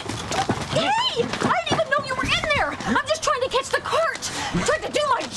you have to take this letter stuff more seriously. This is We're gonna getting disappoint the it's getting postman. The mail's serious. gonna be late. Well, And you know of what they course I take say? it The seriously. mail must go through, come rain, sleet, snow, shine, storms at sea, tropical disturbances, or letter carrier Becky. We've got to deliver the mail. Let's go. In the tradition of the U.S. Post Office. Like, you can tell there's no script for this. Dave is just hamming it up. Was that a covert ass slap, Dave? I think it was unintentional, but then they added a boom sound effect anyway. Well, wait a minute. You get out of there. Wait a minute. You get It's peak comedy. I'll drive. It's a classic formula. I don't think you lock her in the truck. I don't think that's how it There works. is a typical mail delivery truck, otherwise known as an LLV. That's a long life vehicle. These babies are built by Grumman, the same people that make a lot of military vehicles. The bodies are real strong to protect the mail. In fact, these bodies are built to last 21 years. They say they'll outlast 3 engines. And look at this. The driver sits on the wrong side. But it's really the right side for him, and there's a reason for that. Grumman made And so the mail lunar delivery module, person too, for the can moon landing. reach out and put the mail in the mailboxes without having to get out of the truck. Pretty neat, huh? Oh boy, the first thing I got to do is buckle myself in, because everybody should always wear a seatbelt. And then I better honk the horn to let people know I'm backing up, just in case.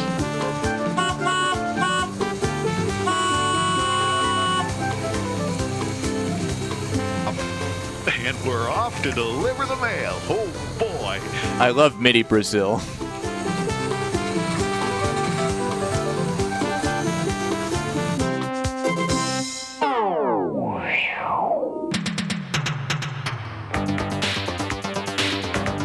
I mean, when I worked at UPS briefly, we were mostly driving around with the door Distribution open. Center works. Remember, it's a place like this where the mail comes after it's picked up by your local mail carrier. It's just not practical to open and close the door hundreds of times per day. Sort the mail and send it on its way. We're about to visit one of the biggest in Santa Clarita, California.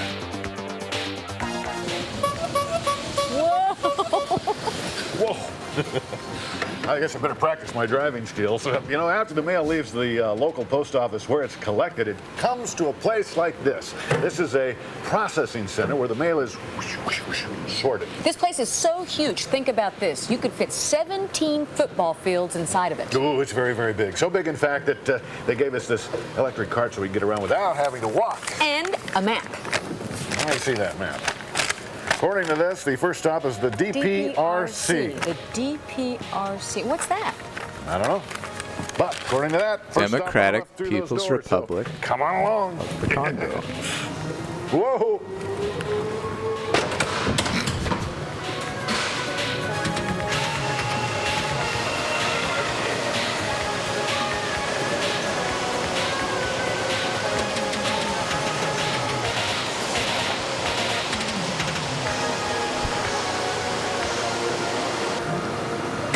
Wow. This is it. This is the DPRC. Yes. The dual pass rough call machine. How do you know that? It just came to me. I'm a genius. No, I read it on a poster. Well, what it really means simply is that this equipment cleans the mail. Yeah, it takes packages like these that are maybe odd-shaped or larger and separates them from letters like those. Which is important because those could get crushed in the process of this.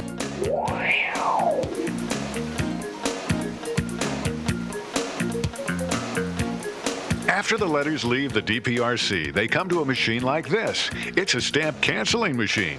It checks to make sure there's a stamp on the letter, then adds a postmark with a date and a place, and puts marks through the stamp so it can't be used again. When are we going to figure out stamp freaking? Oh my god, that FM synth, hell yeah. OCR, Optical Character Reader. Ooh, you've been doing your homework. work, yes. An optical character reader works like this. It reads a typewritten address like this one that says Lizard Pet Store, Snaky Road. See that? It'll read that, check it for mistakes, and make sure that the zip code is right. And then it adds this here. This is a barcode. That's computer talk. Only computers understand that. That's the barcode that it adds so that the computers later down the line can sort it and get it to the right place. See that? Yeah. Do you understand what that is? A barcode. God, this Shining Force 2 Sega Genesis music is incredible. At a speed that seems almost as fast as lightning, the OCR does its job and sorts the letters. Dibicus. Oh, this is the DBPS. No, the DBDS. The DBCS2. Right. And what does it stand for? Well, you remember the barcode that the other machine added? This machine reads the barcode. It's the delivery barcode sorter. Exactly. And what it does is it sorts the mail according to the individual mail carrier's route. Wow.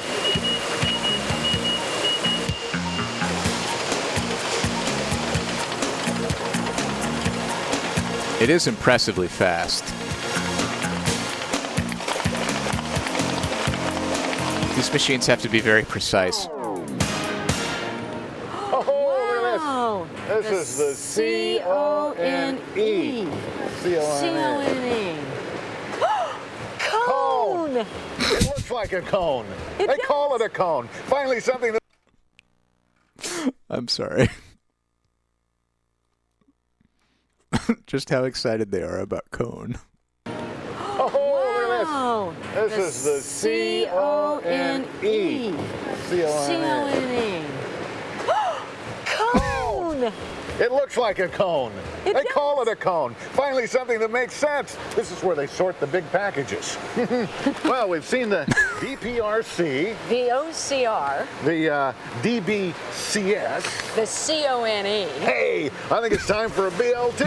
PDQ. Let's get some lunch. I'm hungry. A bacon, lettuce, and tomato. Pretty darn quick. And away we go. And I think the cafeteria's over by the DPRC. I think it was by the OCR. No. It's got to be by the... Whoa, Dave, I never knew that sorting the mail was so complicated. LGBLT PDQ. And after the mail is all processed and sorted, Pretty damn quick, yeah. trucks and off to a destination. Which could be Oklahoma. Or Oregon. Texas. Or Florida. Hong Kong. South America. Asia. Or your house. And speaking It could be Hong Kong or Asia. Stan, the postmaster, has a big job for us, so we better get going so we're not late. How about France? Ooh, France would be good. Ooh, yeah. What about, is there a post office on the moon? No, there's no post office on the moon because there are no people on the moon. There's a man on the moon, I know, because I see his picture all the time. Oh, that's true. Well, if there's a man on the moon, then how does he get his mail if there's no post office? I don't know. Meanwhile, back in the LLV, Mail Carrier Dave and Mail Carrier Becky were about to get their first taste of delivery. Wait, meanwhile, are they separate incarnations of Dave and Becky that exist independently at the same time? Got the mail bag all packed up. Hey, we're ready for our walking route. Let's go. Okay, here we go. Yes, sir. We're real mail people now. Yes, we are. Let's put it in there. And one more extra one. Yeah. Here we go. And over here to this mail. I love to see my mail carriers walking together, drunkenly swerving through the street. Well, we're almost down the road here. Whoa, wait a minute. Wait a minute. Ooh, Becky, this is not the right address for this mailbox. What do you mean it's not? Oh, no. Do you know what this means? What does this mean? That all the mail we put in those mailboxes, they're wrong. Oh, the postmaster's we gotta go steal it back. Go back and recollect all the mail and redeliver it. Oh, no. Oh, come on. Oh, we're really going fast now. Whoa, you gotta back up and put all these back and take them out. Oh, the reverse gag. Put them back in, take them out, put them back in. Whoa. Take them out, put them back in right this time. That's it. You put them in right this time. We get the right address on them this time. Yeah, here we go. Almost done. Yeah, as I think everybody knows, theft from a USPS mail thing. After an hour's If you steal mail that's delivered by the U.S. Postal Service, it's a felony. I think it's time I take the bag. Great, because this thing is heavy. Yeah, right. It is heavy. I love it's not stealing if you walk backwards. You know what this is. It's true. It's a great technicality. Sometimes when the mail leaves the distribution center that we talked about earlier, it comes to the airport. People here work all night too while you're sleeping, sorting mail bags.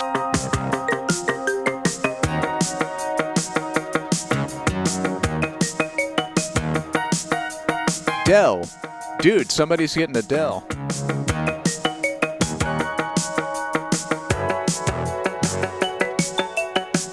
And putting them in these big containers.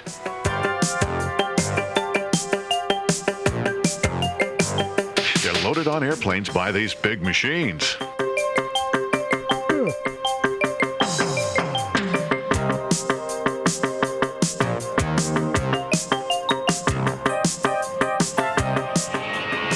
And then the planes take to the night sky and fly to destinations all over the world.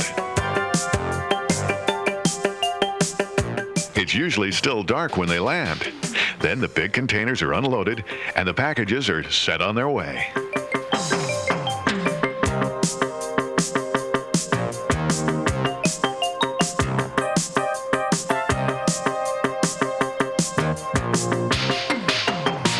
What do you say we check back in on Becky and Dave? Fun points granted. Thank you. Important part of our job. Yes, Becky. it is. We gotta get the mail out of here and make sure it gets to where it's going because people are counting on us. Not very much, huh? Can you get it all? Great. I thought there was, for a second, there was a pack of Newports taped to the door. Oh, no. Dave. Becky, why in God's name would you climb into a mailbox in front of Dave, of all people? Wait a minute. Where'd she go? Becky! Where'd Becky go? Becky! Where'd she? Dave, Where did she would you go? please get me out of here? Becky! Please get me out of here. This isn't funny. Oh, I don't believe it. She's in the mailbox. Will you get out of there? There's no need to manhandle her.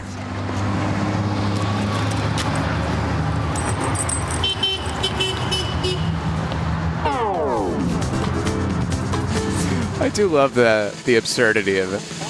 I'm just going to fold my entire body in the fetal position into this mailbox to grab this one letter. Oh, the sprinklers are on. Becky, the sprinklers are on. Get the mail. It's getting all wet. The mail's getting all wet. Let's get out of here. Oh, no. The mail's getting all wet.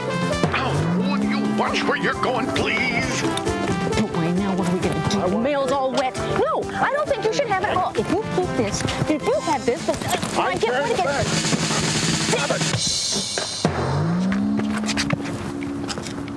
Beware of dog.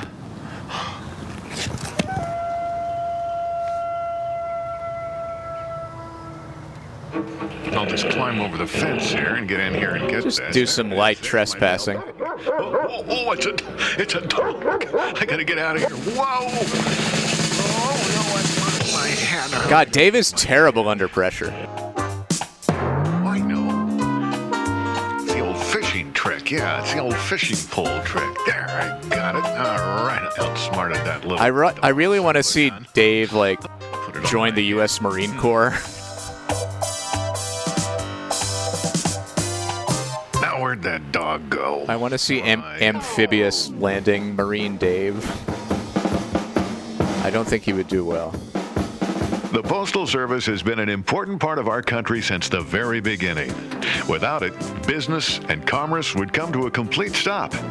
In the early days, the mail was sent across country on Pony Express. They were expert riders who risked their lives every day. Young, skinny, wiry fellows not over 18. Ships were used to carry the mail. Job postings were different back then. And later, when the railroads were built, big steam trains carried the mail across the plains.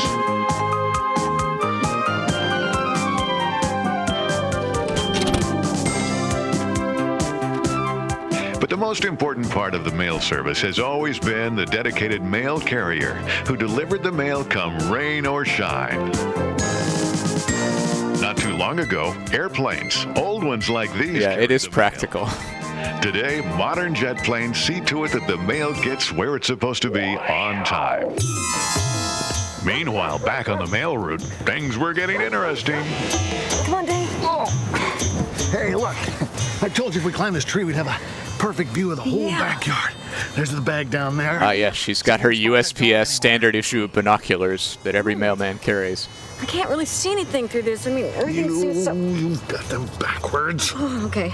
Now look, see if you can spot that dog. Nope.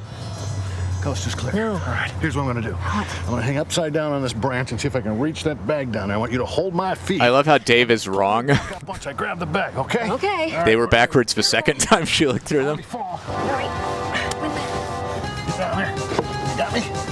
You got me? Okay, I think I've got you. Okay, here I go. Oh. Okay, hold on. Okay, you okay? Just a little bit lower. I can almost reach it.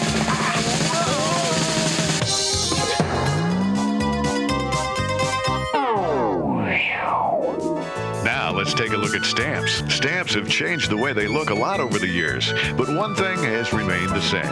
You have to have a stamp on your letter, or the post office won't deliver it. Stamps are a lot like money. Each stamp has a different value, and it's used for different types of mail. Post offices are friendly places where people are waiting to help you get the right kind of stamp and to help you start your mail on its journey. Oh, God, that 90s post office. All shapes and sizes. Some post offices are even located in trucks. That's so the post office can come to you, even if you live in a remote part of the country. You can always depend on the U.S. Postal Service. Hopefully.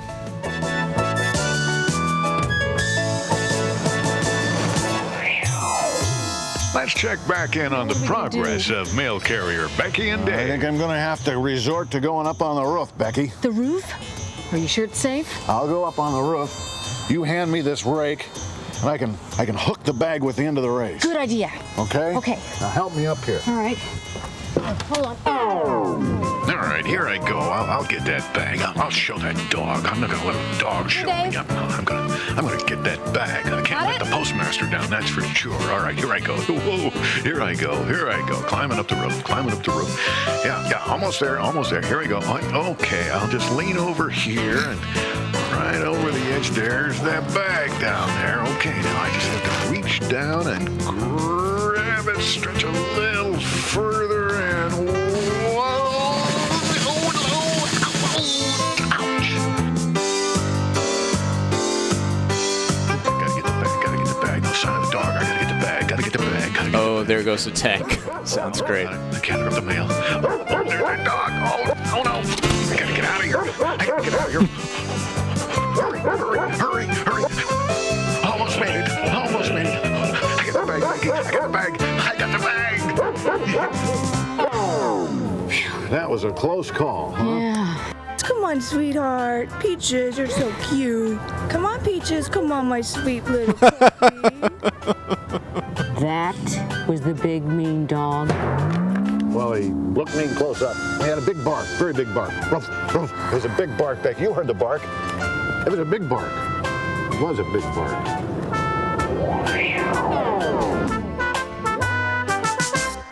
Oh, Dave, being a letter carrier is hard work. Boy, you aren't just a kid. But we got our bag back. We delivered all the mail. That's right, we did. All right. Okay. Get in the back of the truck and let's get back Why did... to the main office. Oh, boy. What a day. Ooh, I forgot to set the brake. I shouldn't have done that. Stop. Put the brake on.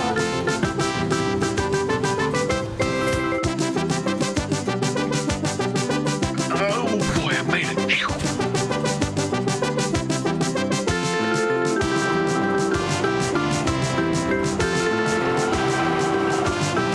I'm surprised at how well Dave holds up. Like, these tapes are they're silly and, you know, Hey, partner, come on out of there. They're not a highbrow humor, but they're still very, very entertaining, even for adults. Such a great team. We got back to the post office with a half hour to spare. Half an hour? Oh, such a great adventure. And we hope you've had fun learning about the post office and all the work they do. That's right, but if you'd like to learn more, don't forget you can visit your local library or your local post office. They'll be happy to see you. Oh, look who's coming, the postmaster. He's going to give us a raise. I'll bet he gives us an award. We did such a good job today.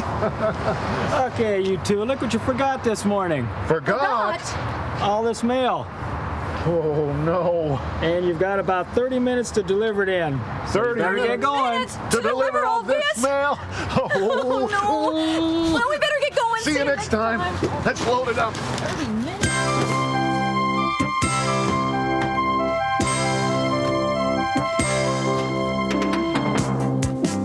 Great music, too.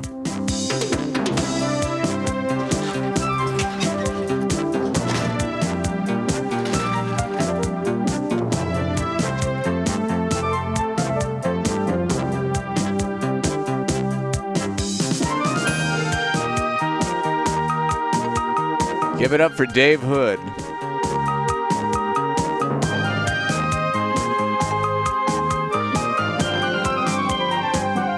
Dave Hood and Becky Borg.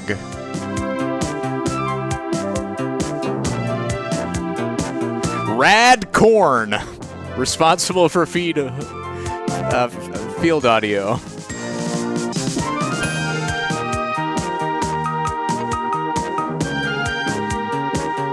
Special Kid Consultants, the USPS. Oh, man. Okay, 1996 is when this was made.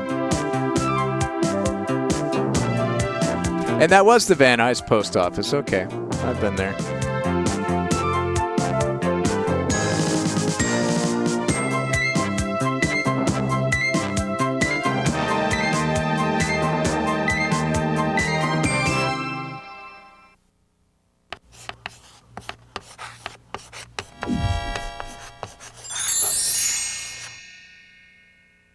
Corn Vision.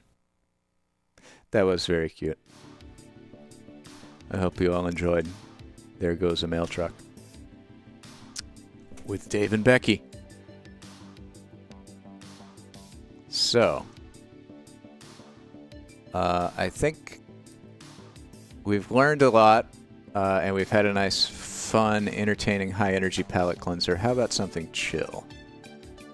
I was looking at some of the stuff we've picked up recently from people's lovely contributions. We could do... So there's Cruising Through the 60s, a rockumentary. There's also Elna Video 1, Basic Techniques from 1993. Looks like some very bold and elegant early 90s fashion. I don't know if Haley is still in the chat, though. And then we've got... There's also Environmental Science Case Studies from ABC News from 1996.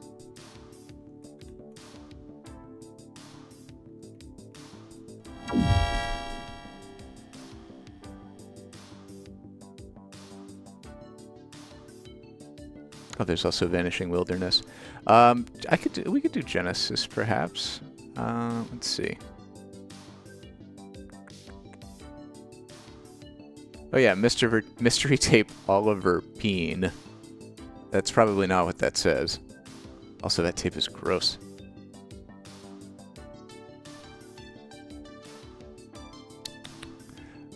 All right. I'll go look at the shelf. See what I see.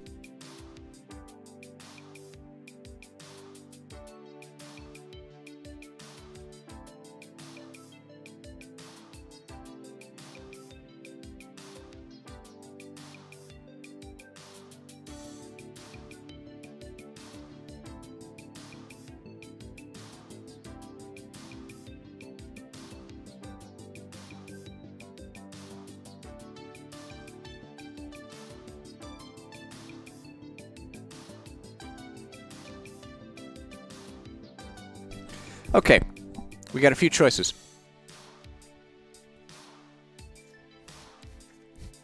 There's John Beck's free and clear quick start video. Then we got Elna Video 1, Cruising Through the 60s, and Genesis. So let's, let me make a poll here. Seems like a good time for a poll.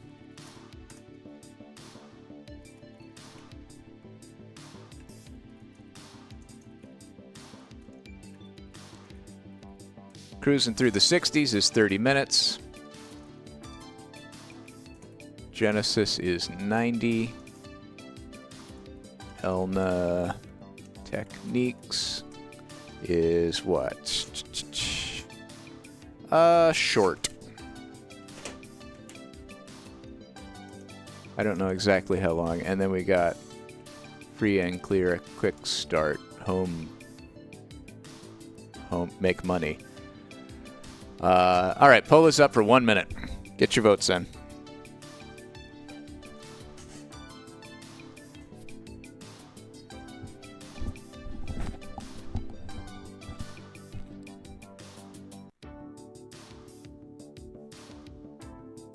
It's Genesis pulling in the front out of the gate. Genesis with 5 votes. Everything else has 1. Cruising the 60s has 2. 2 votes for Cruising the 60s. Catching up to Genesis. It's 3-5. Genesis in the lead. Cruising the 60s with 3. Genesis with 5. We got a vote for free and clear quick start. We got 1 for Elna Techniques. Genesis pulling out with 8. Genesis got 9. 9-3. Cruising the 60s and Genesis in a dead heat. Not quite dead. Not quite a heat. Actually quite good for Genesis. 9-3. Oh, baby, we got a few seconds left. We got 10 seconds. We got 15 seconds. We got something like that. Get your votes in, folks. Get your votes in. Genesis is number 9. Genesis on top. We got 5. We get 5 more votes for Cruising the 60s. They could tie it up. We could tie it up. You love ties, but no, it's going to be Genesis with 10 votes, 11 votes for the win. Which means we're watching this until you get me to hit the bricks, and then we'll watch Genesis. John Beck's Free and Clear, Secrets of Getting Started Fast. Success Stories. You do love ties. Beck. The money that I make off of John Beck's program will completely take care of my family. My family will never have to worry about any kind of debt situation whatsoever. They'll be completely taken care of. I do love the lack of proofreading here. Or is this a new pronoun that we've invented? It's like y'all, but they y'all. In a 13-month period, I've bought 4 properties at tax sales, and my net worth has probably increased by $50,000 to $60,000, says Ron. I think this is a great business for women to get into, particularly mothers. I'm basically a stay-at-home mom that's earning a 6-figure income. You don't need and special education. If you know how to read and you have ambition, that's all you need. I started with $50, and now I make more money than some lawyers and doctors. Let's learn from John Beck how to get rich quick. I don't know when this is from, but he has a website. It's www.johnbeck.tv, which tells me that it's like the 99 or 2000 or 2001, maybe even later, because .tv was not like that prominent back in the early days of the internet. John Beck's Free and Clear Quick Start video. I just want to get this is one that I figure we're never going to watch the whole thing, so we may as well get a little hit the bricks action in here.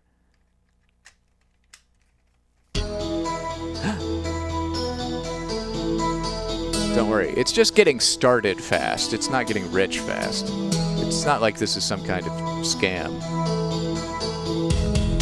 Ooh, you're in for some entertainment. We're learning about tax liens. A tax lien, or, well, in Arizona, for instance, they refer to it as a tax lien. In other states, they'll say tax certificate, or sometimes tax lien certificate. That's simply a piece of paper that you get that shows that you paid somebody else's delinquent real property taxes. In other words, in most states in the United States, something like 33 states, if a property owner doesn't pay his or her taxes, real property taxes, then investors are given an opportunity to pay those taxes for the property owner. And when the investor does that, the investor gets this tax certificate or tax lien certificate or tax lien. The reason that some states call it a tax lien is that when you get the certificate, in all these states you get a certificate, you also get an assignment of the real property tax lien, so that you have an evidence of indebtedness, that evidence that you paid somebody else's taxes, and that certificate that is secured by a piece of real property. And that you get to profiteer from their financial misfortune. It secures the certificate to the piece of real property, hence the term tax lien.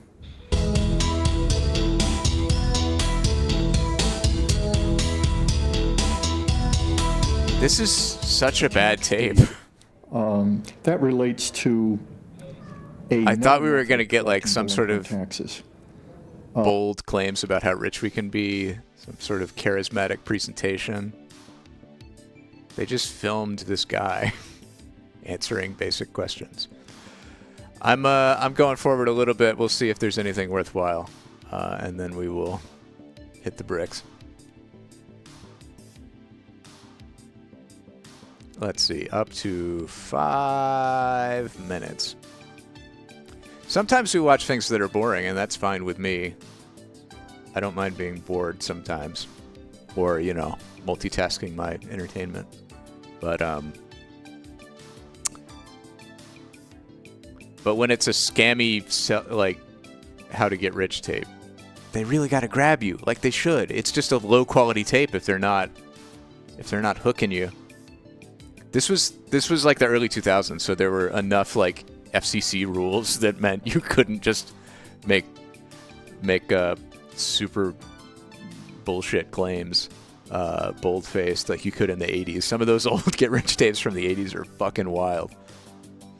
All right, we're at 11 minutes into this tape. Let's check it out. Property oh my God! In value 50%. Well, if you've got a 90% loan to value, 40% of your loan has no real property to secure it. The tax lien, okay, where you've got just, say, 2% loan to value, if that property dropped 50%... I wonder how much someone paid for this. Loan to value would be 4%. In other words, lured in by the promises value, of you still got getting their all sorts family out of debt. To secure your investment. Now, that's got to be extraordinarily well secured. I mean, and I wonder how disappointed they were lenders with what they got for their money. Any institutional lender anywhere. And institutional lenders are getting 5.5 and 8. You're getting 24%. That's like three times the interest rate, and you've got security that's so much better. It's a heck of an investment. We're 12 minutes in. Okay, all right. I'm hitting the bricks. One thing I think everybody has to realize is that when somebody says that the real property tax lien is the first lien. Let's fast forward a little bit more, and I'm going to pull up the description of our Genesis documentary. Genesis, A History. Featuring rare live and television footage never seen before on video, tracing a history of perhaps the most dominant adult rock group of the 70s and 80s. The band, the solo projects, the story so far.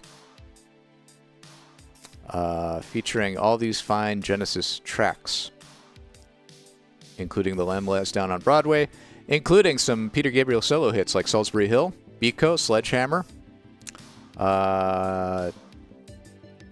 And some solo Phil Collins hits like Another Day in Paradise, In the Air Tonight.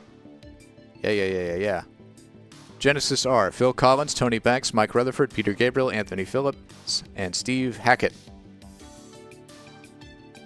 Okay.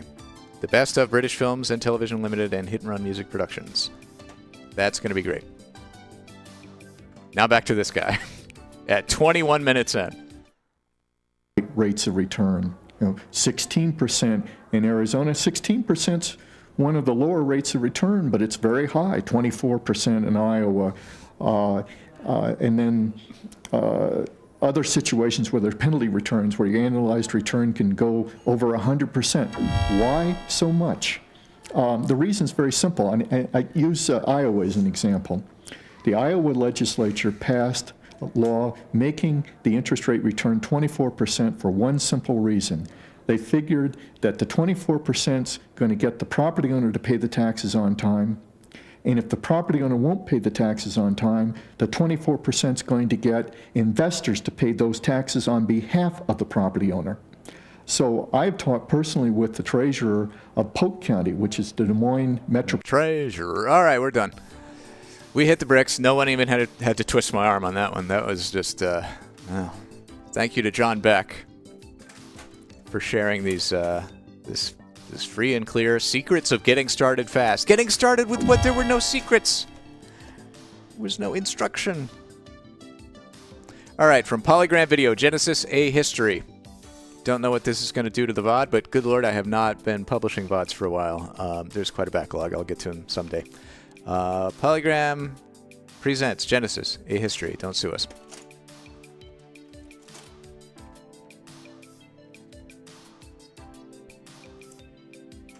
And I will probably, this is a 90-minute presentation. I will probably be in and out for it. But I am very much intrigued by this documentary look at Genesis and the history, the backstory of our friend Peter Gabriel. And also Phil Collins, who I really like as well.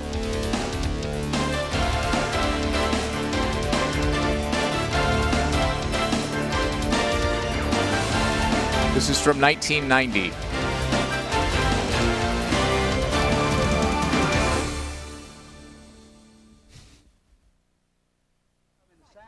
This must be BBC. Yeah, that's encouraging. But we're sowing the seeds of love. Tears of Fear sounds really good. Have a good one. We'll try videoing, so I might sit on the end. These Tony's coming today.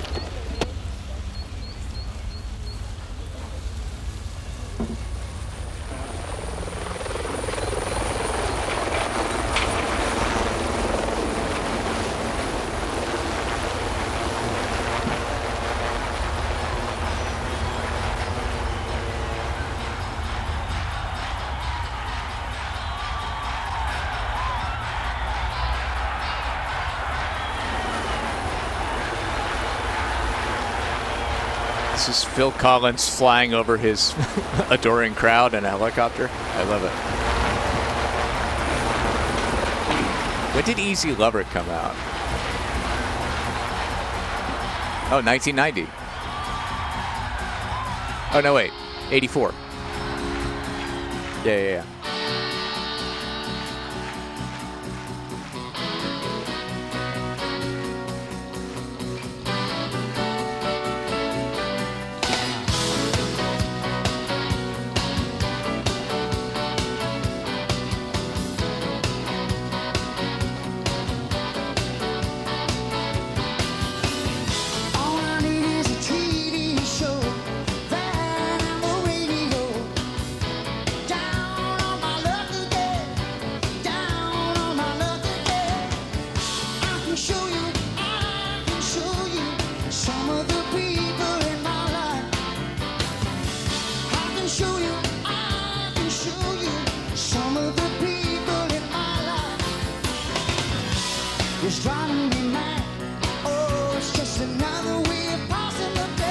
Phil Collins is great.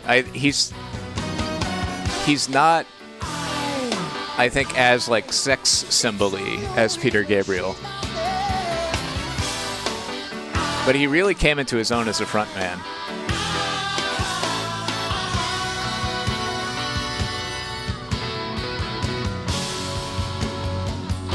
Oh God.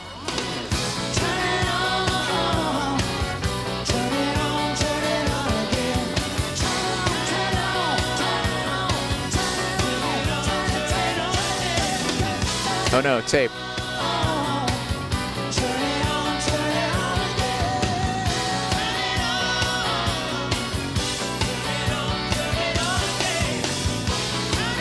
If you,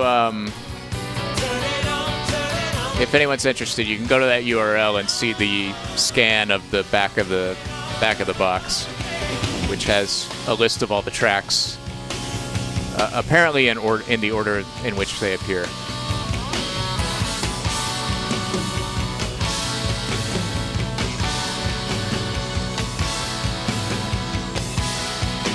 So I'm quite happy to vibe with this and enjoy this music, and I hope I hope the tape doesn't crap out on us. It seems like it's doing okay.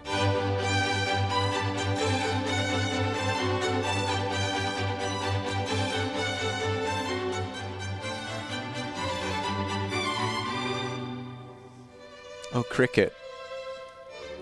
The silly sport that no one understands, and that Britain's colonial subjects immediately became better than them at. There was the one piano in this house, and as soon as class is finished, there would be a scramble to occupy it.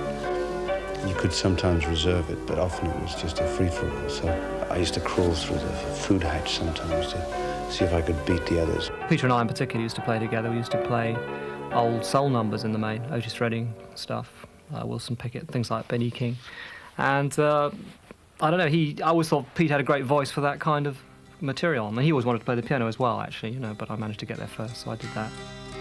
Am I very wrong to hide behind the glare from an open-minded stare? And there was this strange character called Peter Gabriel, who was a very placid, very, very ordinary, very quite normal chap who would just suddenly jump on tables and start singing, which is quite out of character. He was a drummer, in fact, to start with. People don't realise this, but in fact, he lent the anon of our first... he used to let us borrow his drums, and he used to come along and look extremely nervous. My drums were my pride and joy, you know, when I was a teenager. It's very strange because the bass drum from that kit, I've just pulled out again, and it's a small bass drum.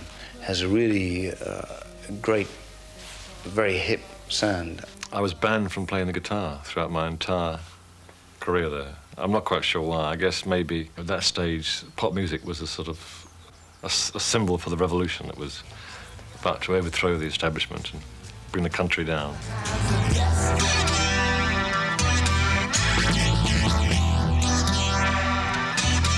It was kind of two camps, actually. Me and Ant and Tony and Peter. And we were in rival groups at one point, I remember that. We were called the Anon. Tony and Peter had a group called the Garden Wall, who were a bit jazzy. And I thought were not really kind of rock and roll. They appeared a little bit twee to me. And Jonathan King was an old boy at the school, and one day, on the old boy's day, he tended to like to turn up. So we just thrust a tape on him. As I got into Cambridge, I started succeeding in music. So I returned here after my first year at Cambridge with a #1 hit under my belt, and was approached by this little sprout who I'd never seen before, because you never mix with anyone like a year or two younger than you.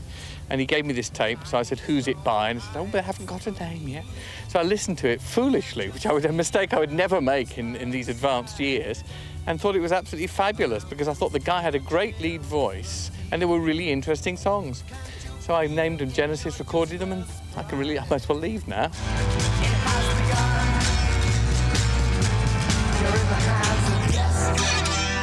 We got more and more involved in doing sort of slightly what you might call more typical later Genesis stuff. But he wasn't really into that, and we realised we were losing him. So Peter and I very specifically sat down one day and wrote a song tailor-made to Jonathan King's tastes, and his favourite group at the time were the Bee Gees, so we wrote a sort of Bee Gee pastiche song, you know, which was called The Silent Sun, and he loved it. The silent sun that never shines, she is the warmth of my lonely heart. So I did my best Robin Gibb impersonation on one of the demo tapes, and that allowed us through to the next leg, where we thought we could get into the studio. It was also exciting at that point, and I remember when we first saw an ad in the record mirror for Silent Sun, I cut it out and stuck it on my school books. It was a big moment. Baby, you've changed my life. I'm trying to show you. I still believe that some of those early songs could be smash hits. The Silent Sun particularly is a gorgeous song. A lot of people in those days said it was a bit of a Bee Gees pastiche. Actually, that's totally wrong, because it was really before the Bee Gees and before the Crosby, Stills and Nash thing that they were doing this kind of sound. And I also think Peter's voice was so individual and the lyrics were so different from anything that anyone else was writing. I think if somebody else picked up some of those songs and covered them, they'd have smash hits. They are available through John Joe Music, phone number at your local BBC station. We needed a name for The Silent Sun. We wanted to put it out as a single. No one had a good idea. Between ourselves, we couldn't agree. One comes to mind, which in fact was one of Ant's ideas, which I think tells us a little about the era, which was the Champagne Meadow. I remember that. So I'm very glad that that wasn't it.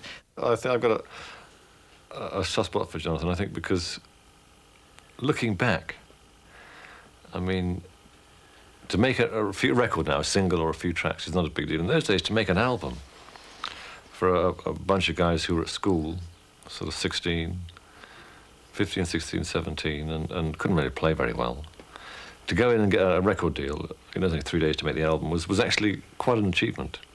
I had this brilliant idea to call it From Genesis to Revelation and not have an artist's name on it. This was a terrible mistake because it got bumped in the religious bin of all the record shops and nobody ever heard it. I think a lot of his influence was good. I mean, there's no doubt that some of the tracks we were doing were unwieldy and too naive, but nevertheless, I think that he wanted to turn us into too much of a poppy outfit. In 1970, Genesis signed to Tony Stratton Smith's Charisma Records.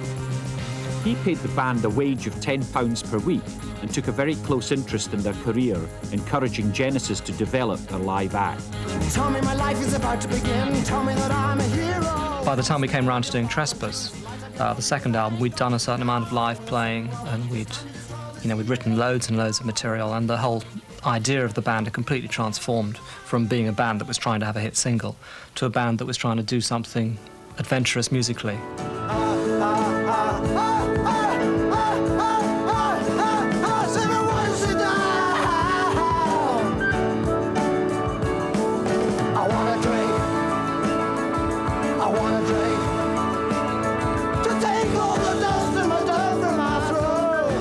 I started getting bad stage fright, which sort of came from nowhere, really. I mean, I'd started off by being pretty confident.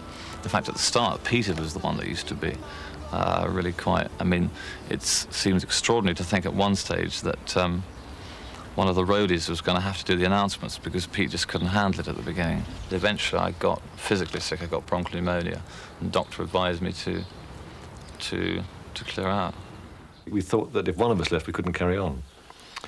And I reckon the closest we came to busting up was when Anthony left. I did suggest at the time that we looked for a new drummer because I thought it was important that we ought to try and get a drummer who was kind of equal stature. We're waiting for you. Come and join us now. We need you with us. Come and join us now.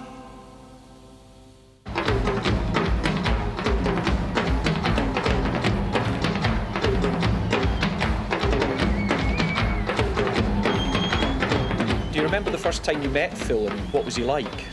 Very... You were going to say cocky, weren't you? He was cocky. So confident.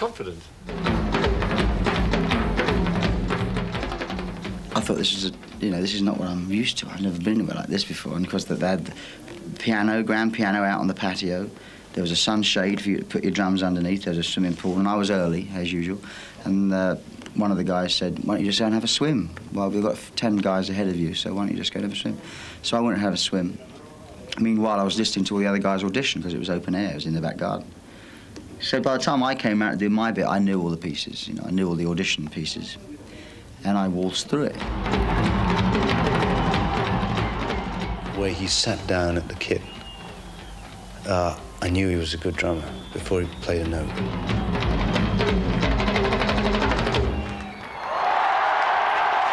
I must admit, I'm flattered, but no. I mean, there was, I think little doubt at the end of that session that Phil was the best. I mean, certainly Peter and I felt that.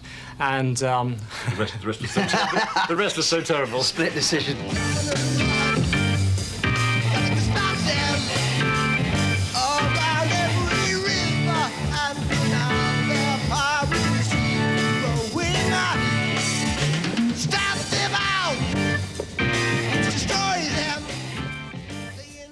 When I joined the band, I was kind of the only one that had that didn't have a public school education.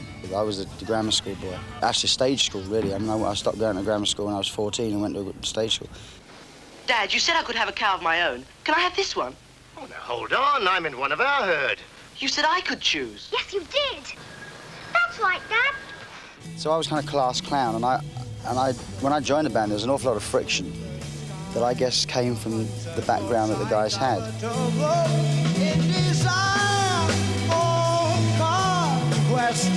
He found himself with an accolade not beheld before. Where are you, my father? Give wisdom to your son. And as his strength began to fail, he saw a shimmering lake.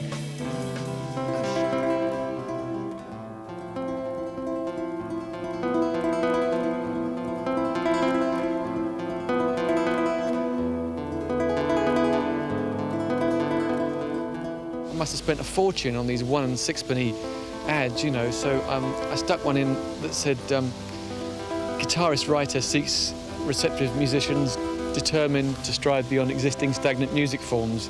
And I thought, well, if that doesn't ring a bell with somebody, you know, I mean, at least I'll get someone who's idealistic, even if they're completely bonkers. Another's dream had been fulfilled at last. Forever still beneath us. There's something in the wording of it that made me curious. You know, a lot of the other guitarists we were coming across were into notes and flash and all that stuff. And Steve was into atmospheres, and that's what attracted us. I felt, you know, the kind of delicate pastel shading acoustic aspect that the band did was very, very good. But then when the band was supposed to sort of rise into an area of some power, I felt that that was an area that I warmed to, the fact that, you know, there was some aggression in my playing that I felt I could put that stamp on it in a way.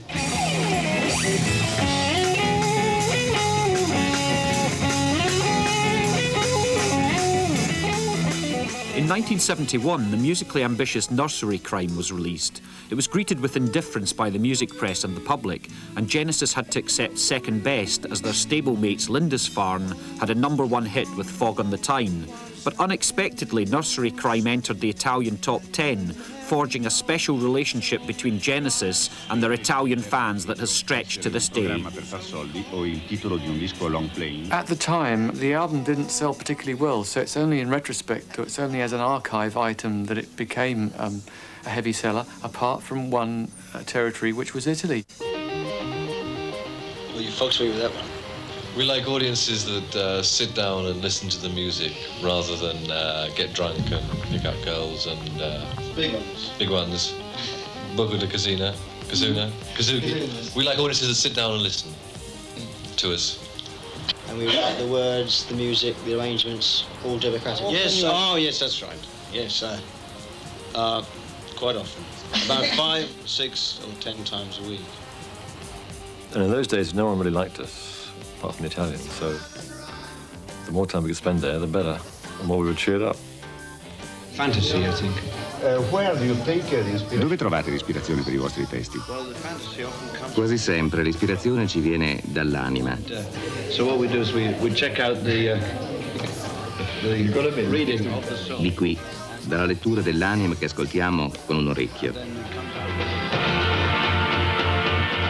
1972 witnessed a turning point in the band's fortunes. Peter Gabriel's bizarre interest in mime and theatrical spectacle was beginning to give Genesis a distinctiveness missing in their earlier years.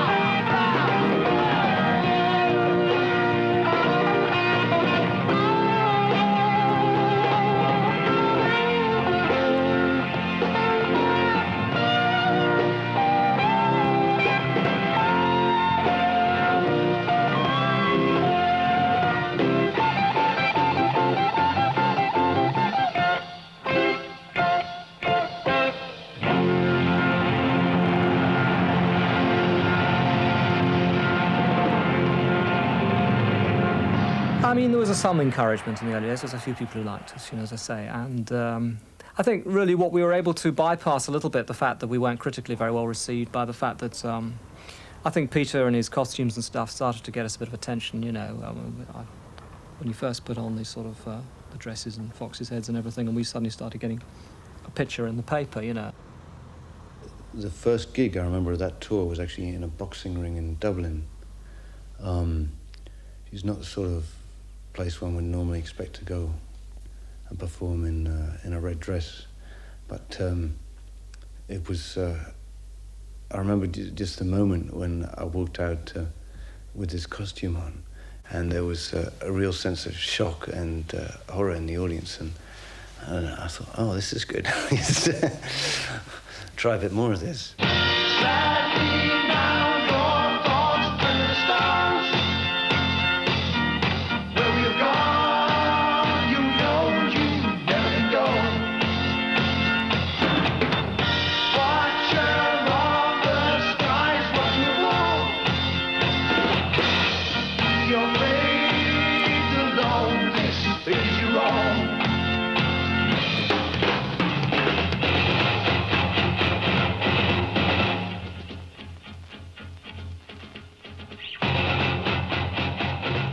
In order to get the kind of variety of sound we were looking for, it used to take us a very long time to set up between songs.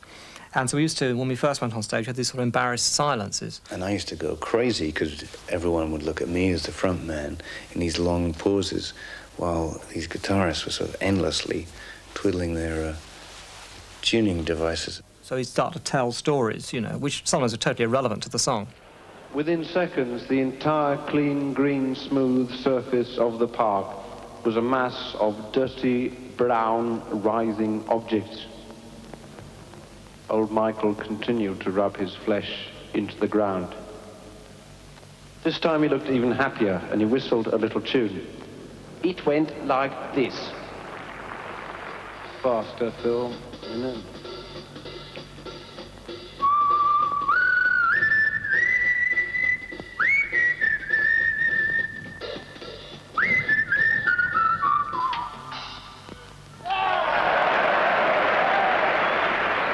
This, to us, was perhaps Jerusalem boogie, but to the birds it meant supper is ready.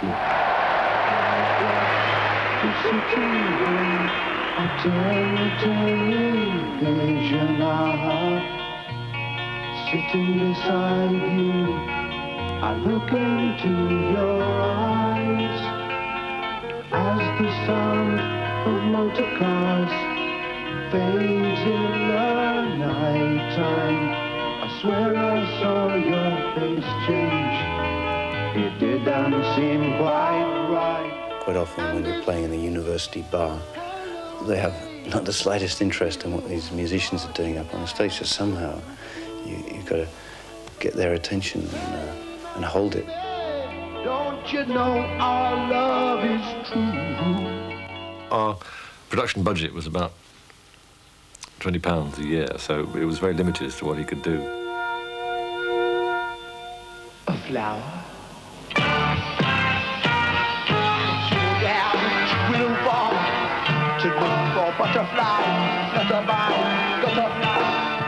I think the flower mask had come from watching Bill and Ben, the Flower Pot Men, when I was a kid.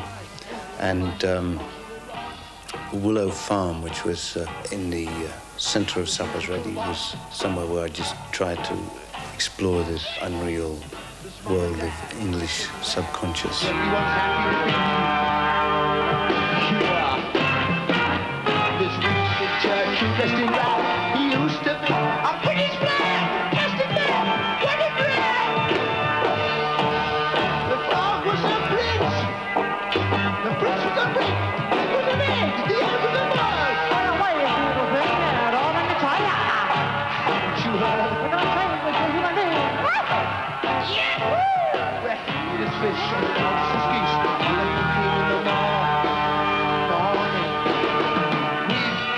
Everything, we're growing everything. We got you in, we got you out. But wild things floating about.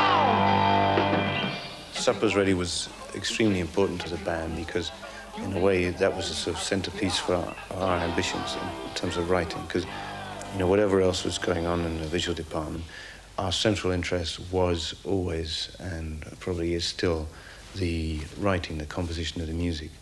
And that was the most adventurous piece to date. All right! Feel your body melt. Bump to back to left. Rubbish, rubbish. You're out to the ball. Back to dance, to dump, to mouth. Run to be washing. You're out to the ball. Let me hear you laugh. Listen, yeah.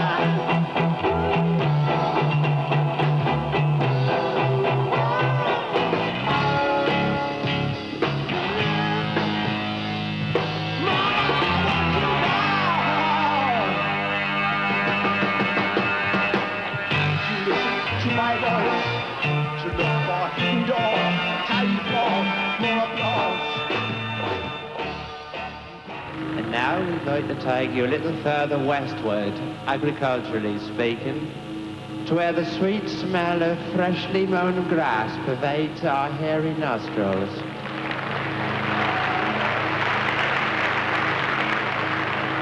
Snapping off time for the cosmic lawnmower.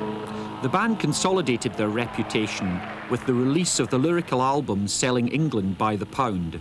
A single from the album, I Know What I Like, reached number 17 in the charts, and at last Genesis seemed to be balancing creative innovation and commercial success. It's 1 o'clock, time for lunch. Famdy-damdy day. When the sun beats down and I lie on the bench, I can always hear them talk. There's always been echo. Shake the wake up, you got the tiny run now. The sense of humour in Genesis was extremely important, particularly to me and I think Phil in some ways, but the tracks Willow Farm, Supper's Ready and Harold the Barrel, I think we're trying to follow a tradition of English absurdist humour. Keep it moving, big shot, I know.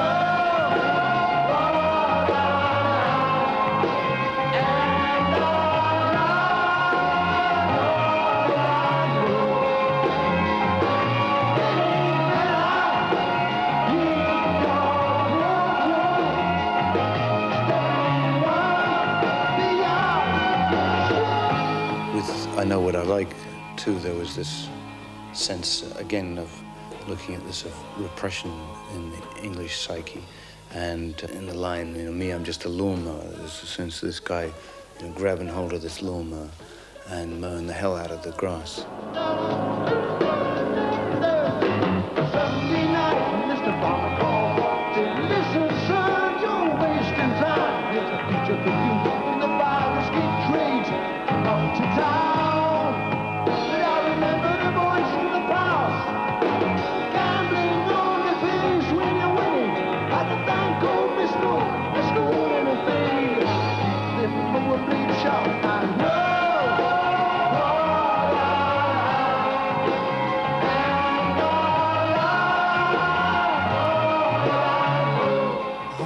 Kind of mad, really, and it's surreal right from the moment where it starts off, where Pete's singing unaccompanied. Cried the uniform to his true love's eyes. It lies with me, cried the Queen of Maybe, for her merchandise he traded in his price. The influence for that was the Labour Party manifesto at the time, which was selling England by the pound. And, you know, it was the references are so scattered within that one album and everything, including the album cover painted by a lady called Betty Swanwick, who just died recently. There was something about the whole kind of package that always makes me smile. Selling England by the pound. Citizens of hope and glory, time goes by, is the time of your life.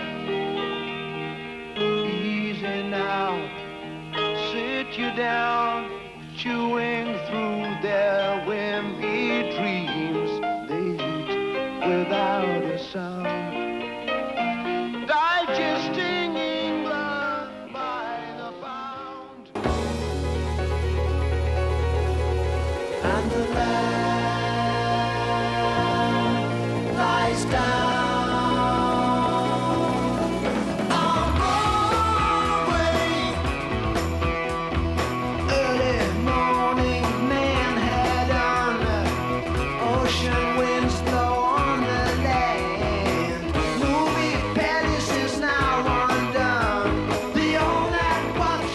kinds of things come back when you say Lamb Lies Down on Broadway.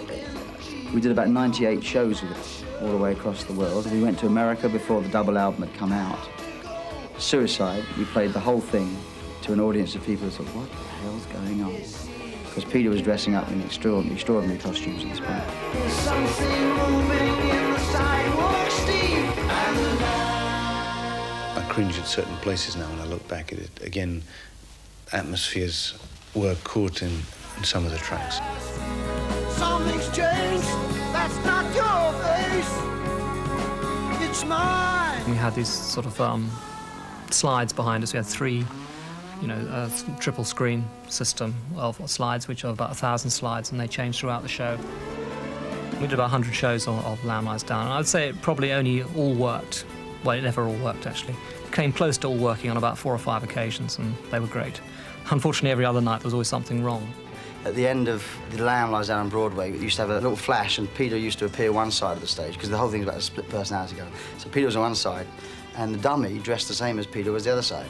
And so there was this flash, and the strobe would start, and you weren't quite sure which one was real, Anyway, it was the first gig in Europe, and the mixture of flash powder per ratio to explosion was the first time this guy had done it. And he got too much bang and not enough flash. And the most deafening explosion. We just stopped playing. We just looked around at each other, and the audience was stunned. This guy poked his head around the curtain and said, "Sorry!" And I shouted out, "You're fired!" End of that tour, suddenly, the lights go up and there's Peter on one stage singing, and he panned to the other side of the stage, and there's a completely naked, big, fat roadie. That was Jeff Banks, wasn't it? He's still with us now. I think it kind of culminated, for me personally, in the Slipperman costume, though, because at that point, I was very much, a musician in this band, and and this was starting to piss me off a bit, because Peter wasn't able to get a microphone close enough to his mouth half the time in that costume to actually do what he was supposed to be doing, which was singing, There's all this big-time stuff happening with sort of long tours being planned way in the future. And I just felt I was getting to be part of a machine, and I also, felt I was becoming a sort of stereotype, sort of rock star, or falling into wanting that ego gratification. And, I didn't like myself, I didn't like the situation then, and I didn't feel free.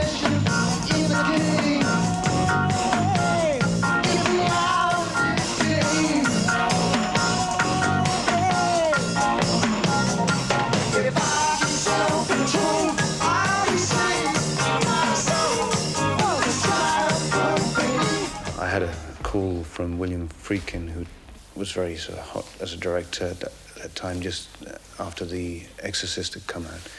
And he'd read this little story idea on the back of a live album, and liked that, and wanted me as a sort of story ideas person for a film project he was trying to do. It was an opportunity he felt he couldn't turn down, and at the time it just wasn't wrong for us to allow people to do things like that, it just would have been totally wrong. I felt that quite strongly. My first daughter had just been born, and for a while they didn't think she was going to survive.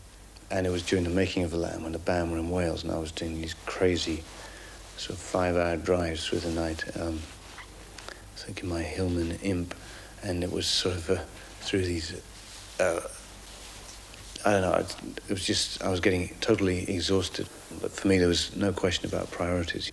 And that, I think, pissed off the band too, because I was the first to sort of have a baby, and they, didn't have any understanding how it changes the way you feel. He grew up perhaps quicker than the rest of us, really, in a sense, at that time, and he wanted a bit more time than we felt we could give. The rest of us were totally committed to it, and so he felt he had to leave. I had long talks with him about it, because obviously we came into the group as sort of like best friends and everything, and him leaving was a big blow to me personally. His last gig with the band was in Besançon, in France, and it was supposed to be Toulouse, but because of lack of interest, there was no tickets had been sold, so the concert was cancelled. And we were backstage at the dressing room in Toulouse, in Besançon, and someone said, "We're not playing tomorrow night, so this is the last night." And it was a terribly anticlimactic, because we all built up to this last night with Peter, that it was going to be a great show, and then suddenly this was going to be the last night, and we weren't prepared for it. So he played the last post on the oboe, and we went on stage and did the Lamb. Extraordinary, really. And the light dies down, down our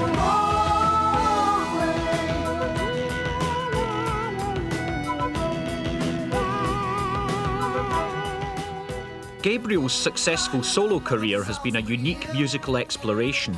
Influenced by American soul and the diverse sounds of African and Latin music, he has become an influential figure in the spread of world sounds. In 1986, he set up Real World Studios, which houses WOMAD, the World of Music, Arts and Dance, an organisation that promotes multicultural arts in the West. I think the fact of him coming back into Genesis, which I get asked daily when I'm on the road especially, no, I don't think that'll ever happen. We could get together for a special one-off, but we haven't and we're not. Gabriel did rejoin Genesis on one occasion at a special fundraising show for WOMAD at Milton Keynes. In 1982, Gabriel had helped organise the first WOMAD festival at Shepton Mallet with musicians and dancers from 25 countries. It was a critical and artistic success, but a financial disaster. It looked as if we were going to go bankrupt. There was a lot of pressure. I had sort of threats against my life and you know, people, really nasty phone calls to the family, and it was just a horrible experience. Tony and the band then really proposed this thing to bail me out, so it was a very generous thing, and although, you know, I had no wish really to relive my past or go backwards with Genesis, I was really touched that they were prepared to help out. It's been a long, long time. It rained all day long. Actually, my memories about that day are very vague because it was a little bit of a sort of a dream. We hadn't rehearsed enough for the show really. And I think Pete came on in a coffin, if I remember. But he wasn't wearing a dress. That much I know. I'm actually very pleased we never recorded it or filmed it, because I think for those that were there, it was a great evening. But to actually watch it back in the cold light of day, I'm sure there were rough edges and wrong notes and dodgy bits. It was just a big mud bath out there, but I think the audience were sort of wallowing in nostalgia in the same way that we were. So it was musically not as strong as I'd hoped it might be. Didn't quite grab the magic. But it was still a very friendly sort of reunion.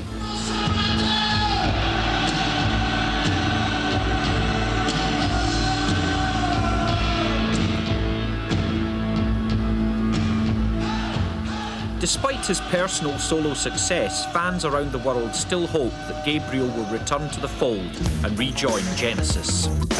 You could have a steam train if you just lay down your tracks. You could have thought of the life in the city of gold. He'd left it, let nobody know. Gone were the towers you had known from a child, along with the dream of a life. He traveled the wide open road, the blinkered arcade, in search of another to share in his life. Nowhere, everyone looked so strange to him. They got no horns and they got no tail. They don't even know of our existence. Am I wrong to believe in the city of gold that lies in the distance? They cried and wept as they led him away to a cage. Beasts that can talk read the sign. I think Trick of the Tail was an important album because it was more transitional in the way, kind of reshuffled, different people writing. And I think what I remember about that is going into Trick of the Tail, which is the first one without Peter, slightly apprehensive. Because we all thought, well, we felt confident, we thought we were going to, but there was a question mark there, you know, as to how the writing would go. Holy moly, God, you got to go faster than that. to get to the top.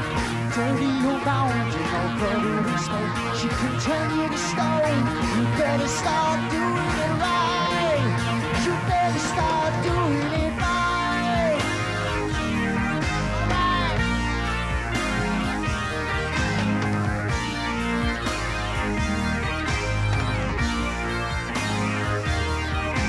You're halfway up, you're halfway down. Come back on your back, it's turning you around. Throw it away, you won't need it up there. But remember, you don't know back. Whatever you do, you better start doing it right. All right, you better start doing it right.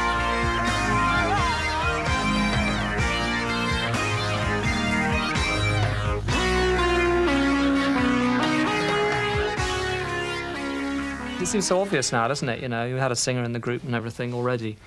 But, you know, I mean, Peter had all sorts of things that sort of came with him, and it was just like thinking of Phil. I don't know, I mean, I wasn't sure. I've been waiting here for so long. Phil always had a lovely voice for sort of soft stuff, but he had no ability, at the time he'd never sung anything hard at all. You know, we had no idea how he'd cope with a hard song, really.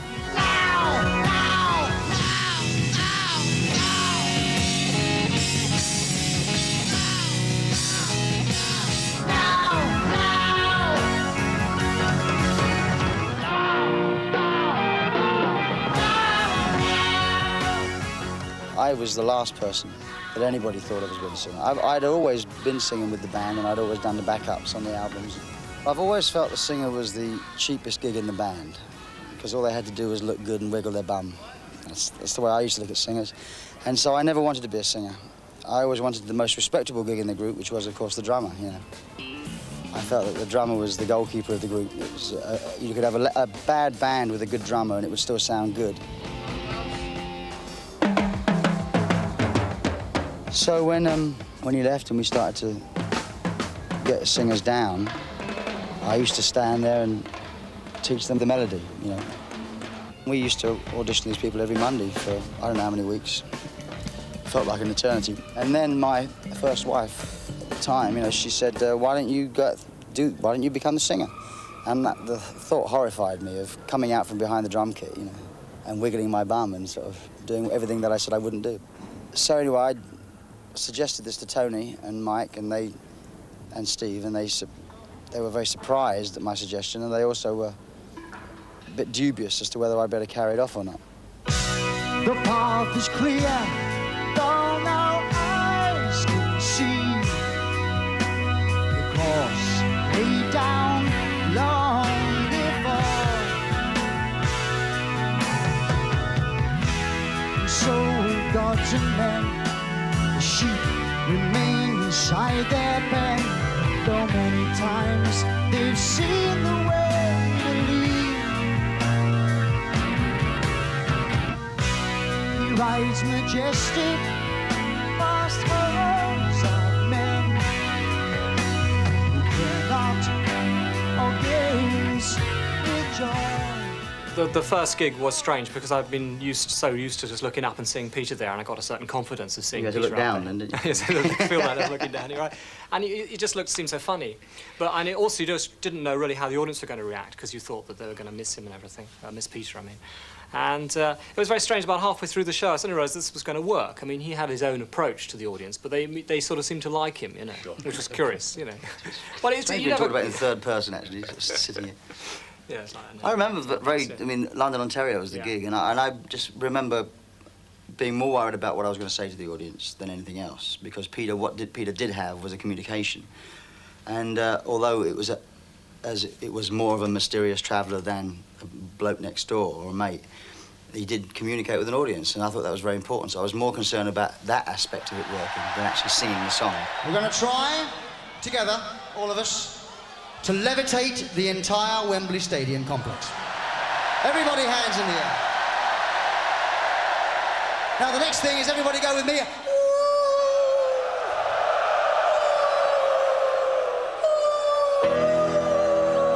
Come on, come on.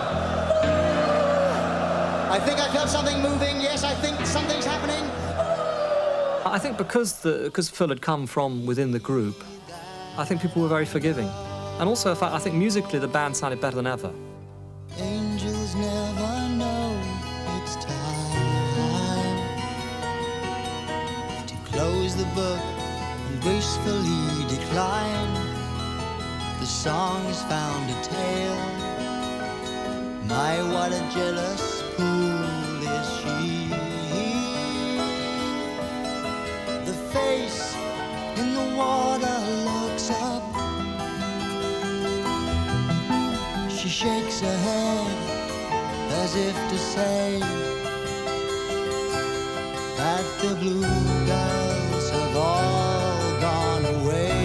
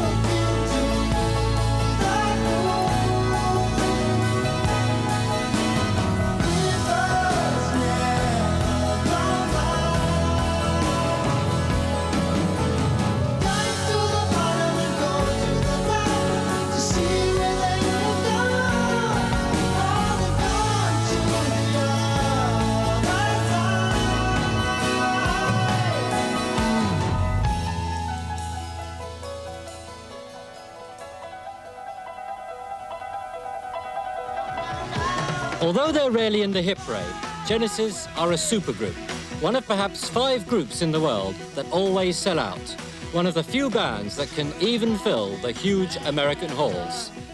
The millions of fans are there for more than just the sound. 200 jumbo jet lights change exactly to the music. The special effects would make a Hollywood mogul proud. The amplifiers are loud enough to drive 10,000 neighbors wild. In America, it was rather because we had our biggest shows. We happened to play sort of fairly biggish places, but getting tiny audiences in them. And of course, that's a recipe for disaster. You're losing money left, right, and centre. You might not have heard of them, but they have a massive following among the young that take rock music seriously. There was the one year, though, that we found out afterwards that one of our 19-year-old road managers was managing us for a year, and we spent everything we'd earned. But, of course, he hadn't kept any receipts, and so that was quite a big blow. Adrian? Imagine approaching the taxman after a US tour that lost a fortune, you know, genuinely, but obviously did earn quite a lot at the same time. And he had a couple of garage receipts and one hotel. Looking for someone. Tony Smith promoted the band's first major tour in 1973. He uncovered the extent of their financial and technical disarray. First date was in Glasgow, and I arrived up in Glasgow to see them, and total chaos on the stage, absolute chaos. And finally, we had to cancel the show because they had something like 400 volts of electricity running through every single piece of equipment on the stage. We could not walk on the stage. And I had to cancel the show in Glasgow, which is not the easiest of places to cancel shows. Do you want to go on the bus, or are you going to go to the Mayfair and pick up the bus, or are you going to drive all the way out there? I mean, yeah, the Mayfair's very nice. It may be, but drive a little bit quicker than your bus can. Drive all the way to London. To the traffic. It's very nice. So, pretty. Get stuck nowhere. Towards the end of the tour, they came to me and said, well, you know, you're saying we should get a manager, why don't you do it? So I said, OK. And that's when my trouble started. Right. So, well, as long as it all... I mean, I'm not being argumentative, I'm just saying there's no point in us being there. If we have to do something, then we have to make sure we're there in time to do it.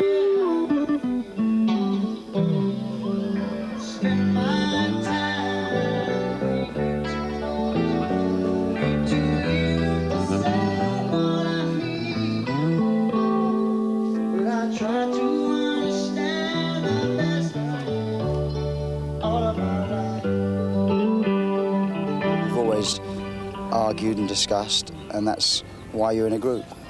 And if you don't like that, you leave groups. Peter left, and Steve left for different reasons. Dark and grey, an English film, the Wednesday play. We always watch the Queen on Christmas Day. Won't you stay?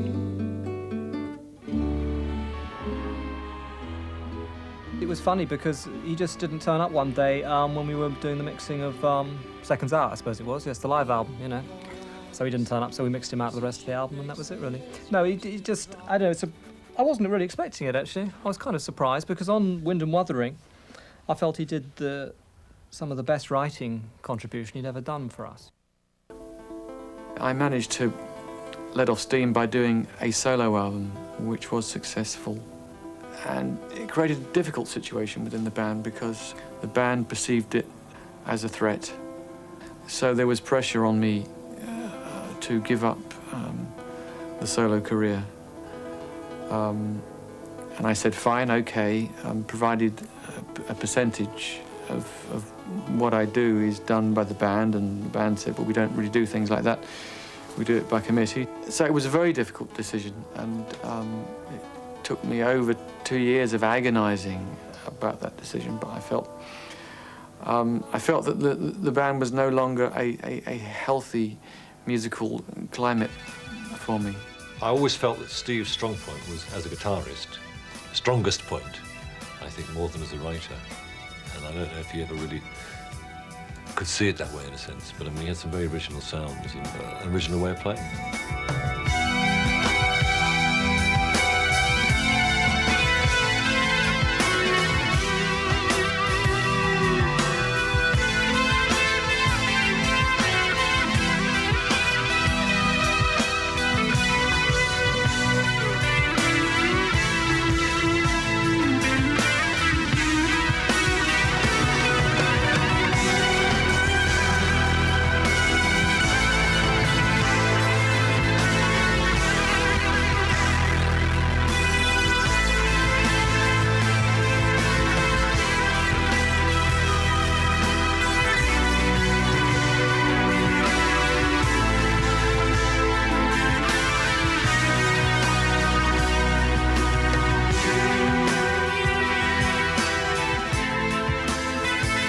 In the studio, Genesis had shrunk to 3, but for live performances they drew on outside talent. In 1977, the ex-Weather Report drummer Chester Thompson was recruited, and in the following year, top American guitarist Darryl Sturmer joined the band. Stay with me, my love. I hope you'll always be right here by my side. If ever I need you, oh my love, in your arms I feel so safe and so secure. Every day is such a perfect day to spend along with you. I will follow you, will you follow me? Then there were 3 was a very pleasurable experience, which was the first album when we was a 3-piece. You had one guy who sort of sang and drummed, another guy who did all the guitars and basses, another guy who did all the keyboard work, which even at that stage was starting to be quite an expansive role because it would sort of go into the world of drums and guitars and things quite a bit. And I think between us we felt very complete, you know, certainly from the point of view of a studio band. Nacquero sul finire degli anni 60 per iniziativa di 2 aristocratici studenti inglesi. Follow You, Follow Me, it was the first hit single we had, and it sort of doubled the sale of the album. I think also being a romantic song, and we weren't known for romantic songs, the main difference in our audience is suddenly it became a lot more females came to see the group. Before that, it was just spotty guys with fishing hats and long coats that wanted your album. Can you sign this, Phil? You know, that's really was that. I mean, Genesis fans in the 70s were, you know, college students, and they were mainly guys. It was a very masculine band. We used to play songs that were actually you know, a bit too demanding for some of the females of the audience. I don't mean that sounds chauvinistic, you know, but just that they wanted something else, and we weren't giving it to them.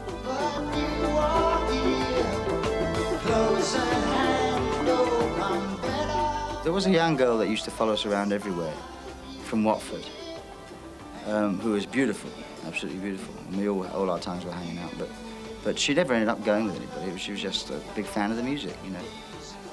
But no, I'm afraid we didn't rape and pillage our way across the world yet.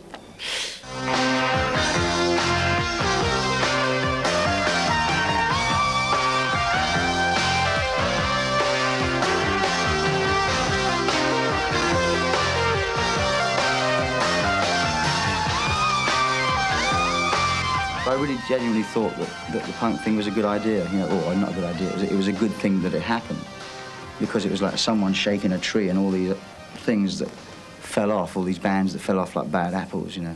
I mean, I didn't hate them, you know. I'm just saying that I would personally prefer to have been stuck on a desert island with a Sam and Dave album, or an Otis Redding album, or Aretha Franklin, down a Pink Floyd record or a Yes record, you know.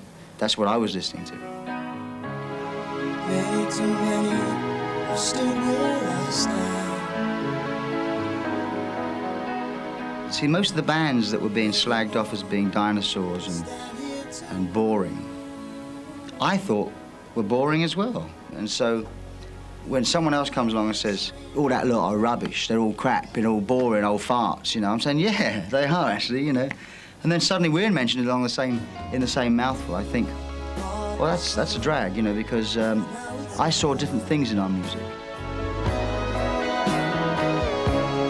Why can't I just leave the stage?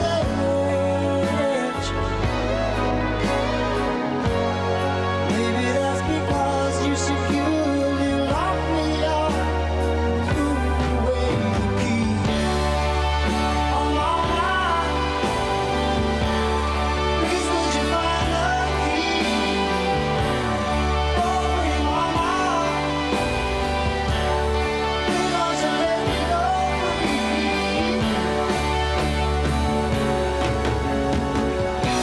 I thought I was lucky. I thought that I got it. How could I be so blind? There must be some misunderstanding. I stopped reading it now, actually. I've stopped reading press because it's too depressing. Must be some kind of mistake. I think anyone who says that they don't care is kidding themselves, really. It's natural to want everyone to like you. I think what was tough was in those early days, it's changed now, thank God. The music papers, the three, the Melody Maker, the NME, and the Sounds it was, that was about all there was, you know, in England. And if they didn't like you, then you really were in trouble. There must be some misunderstanding. If you wanted to get a good review of a Genesis album, it can't be that difficult. An awful lot of people out there who like us, so it must be possible to find them. From all the Genesis fan club, I mean, an enormous number of people all over Europe, really, yeah. I don't know if you can see this. Happy Easter from all the Genesis fan clubs. It's Isn't that nice? Fabulous. Looks Very yeah. nice. I don't quite know what it is. But... Really nice. Good grief! It's... Oh no! I can't do... You're supposed to be the blackest fiend in the cosmos! Go out there and frighten people! There go the boys! Must be some kind of mistake. Well, we've never been fashionable, you know. The only time we ever became remotely fashionable was when Peter left, and we were the underdogs. I find it frustrating that you can't get back at these people.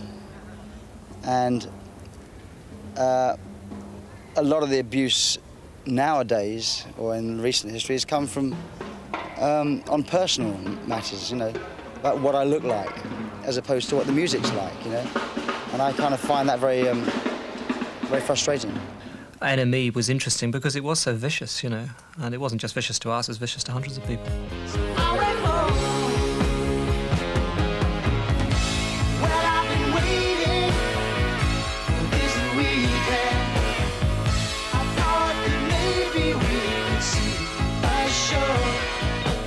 One of the things that criticism that's been levelled at us from our own fans, as well as everybody else, has been the fact that we are now having hit singles wherever they are, being in whatever country of the world, and we've sort of sold out, you know.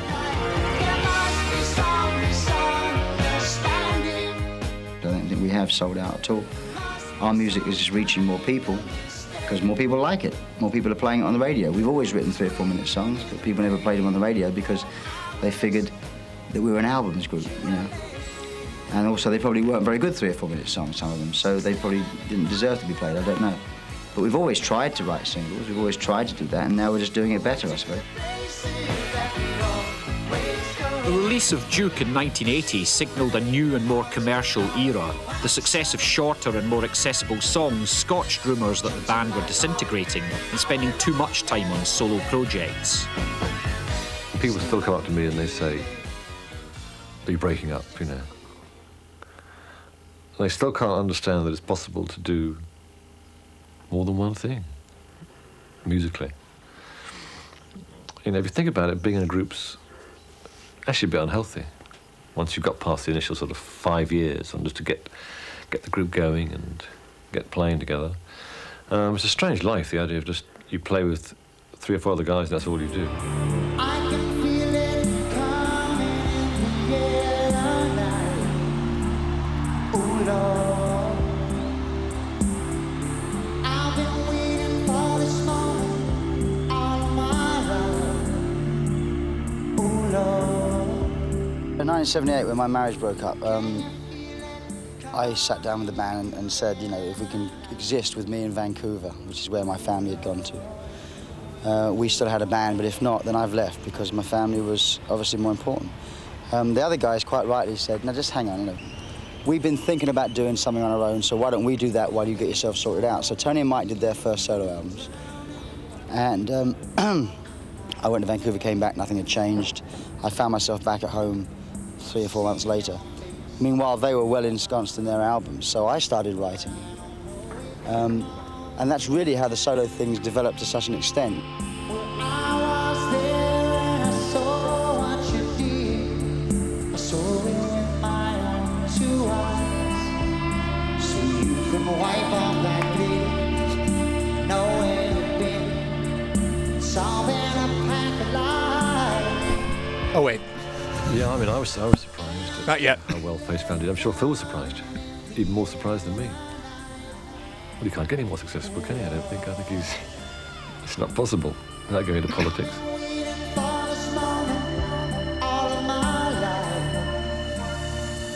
The problem with Phil is that when I think I'm working hard and my schedule's busy and I'm going flat out, I look at what he's doing and I kind of feel I'm having an easy time. What? How could they do that to us? Oh, my God.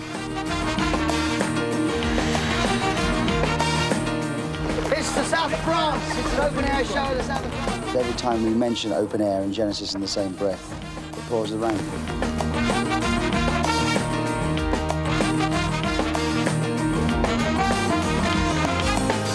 Why me?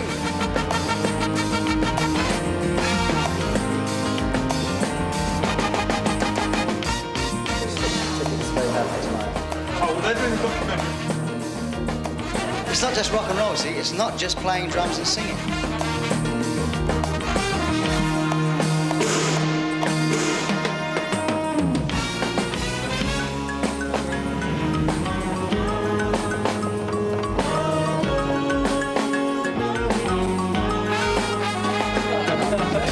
He said he wasn't invited.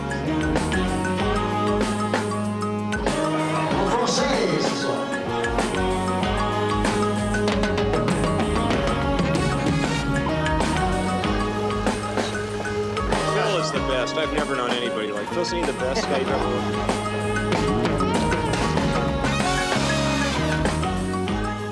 I wish I could relax more. I wish I could actually enjoy doing nothing. If there's a little break between tours, and I really, yeah, I can. I mean, you know, I'm quite happy to sit on the kitchen floor with Lily and play with her toys with her and stuff for a few hours. I don't really think I'm a workaholic. I don't think I'm driven to work. Maybe there's a subconscious guilt for the amount of money I'm paid for what I do, that I feel like I should work all the time for it. But no, I don't think I'm driven. I just think I get asked to do interesting things. The homeless issue started to rear its head. Not that it wasn't there already, of course, but it was just the fact that the song was #1, and people, especially in America, the organisations were saying, can we use the song to show and the video and the song to show and play to Congress, because you've summed up in 5 minutes what a lot of people have been trying to do for years. So suddenly I was becoming, if you want, a champion of this cause.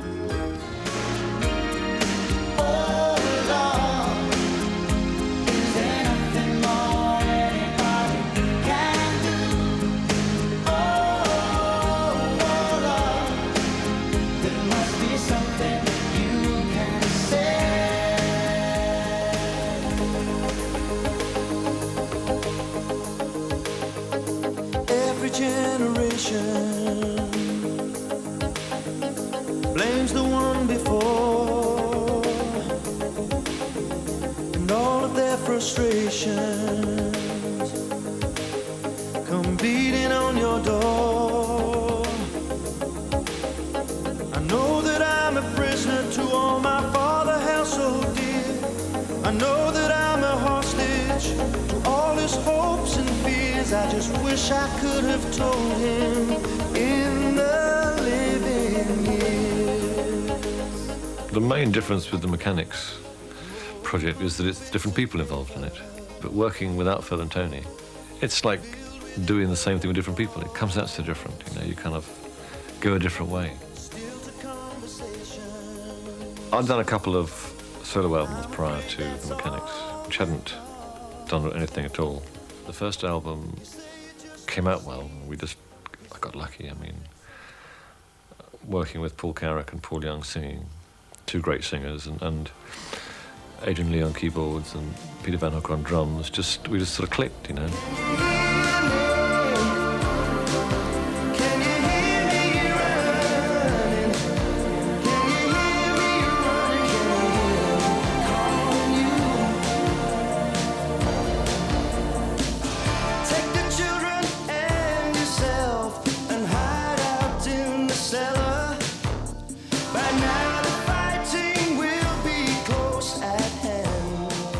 We're now on our third album, and I've kind of seen the relationship grow with the people, which is nice. And I think we're kind of developing a bit of a sound and a bit of way of doing things, which is different again from Genesis.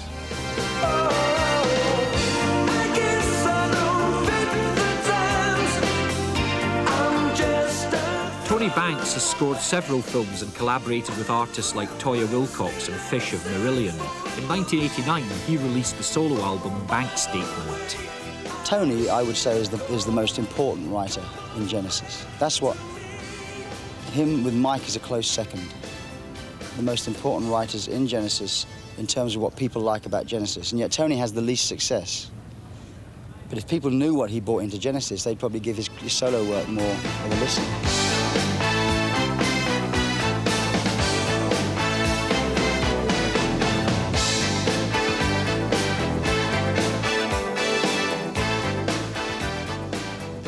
The Bank Statement record, I was very satisfied with the record. I enjoyed that a lot, and I was actually, must be all honesty, I was very surprised it didn't do anything at all. I really thought it was going to do something, because I thought it had 2 or 3 songs on it that would have got the attention. But and to be honest, I mean, most people who are watching this, a lot of people I suppose who are watching this who like Genesis, you know, probably won't have ever even heard of the album, let alone heard it, you know. And that's a shame, really, because it is very much part of the sort of, you know, the Genesis kind of world, if you like, and it would be something I think a lot of people could like a lot.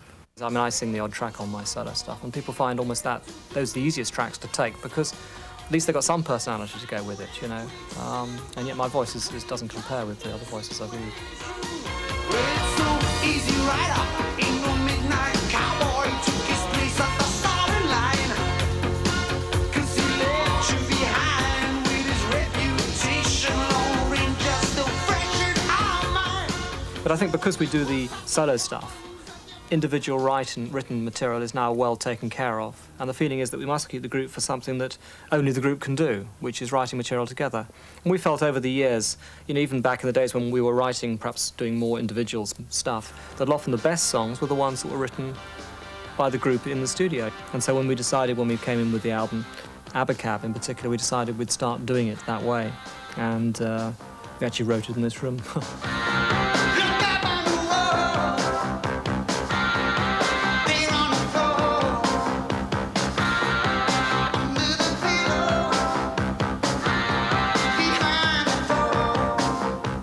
Idea worked really well, and I like Abacab. I think it's a very important album for us, Abacab, because I think New producer as well, co-producer. Yeah, I felt we broke with the past. At that moment in time, we were just about to become, as so many groups do, and it's hard not to, a kind of caricature of ourselves. And I think we made an effort not to, and it worked.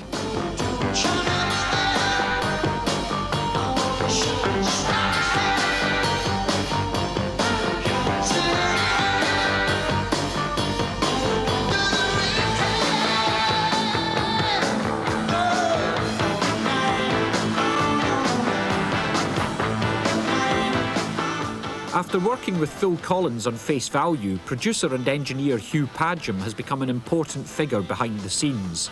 He's worked on highly successful albums like Invisible Touch and Abacab, and has brought his experience as a producer with post-punk bands like The Police and XTC to the newer and more commercial Genesis sound. The last two, Genesis and Invisible Touch, we started on day one with no music at all. It's a fascinating way to record. Everybody would just turn up and we'd set up the gear and they'd just start jamming and just jam for 2 weeks or so, and we just record everything. And then at the weekends or when the guys go home at night, they take home bits and pieces and or cassettes of the stuff, and they'll say, well, maybe this bit will go with that bit, and it evolved. That's how it evolves, and it's a great way to record.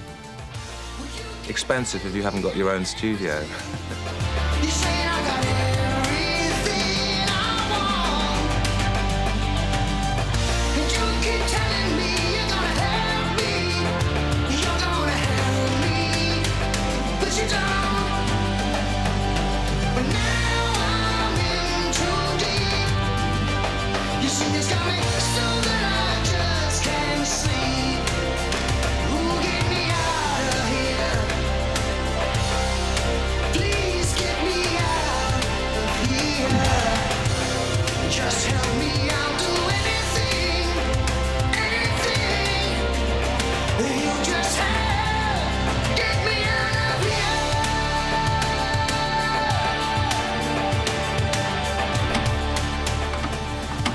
The last 3 or 4 albums have actually just gone in with no material.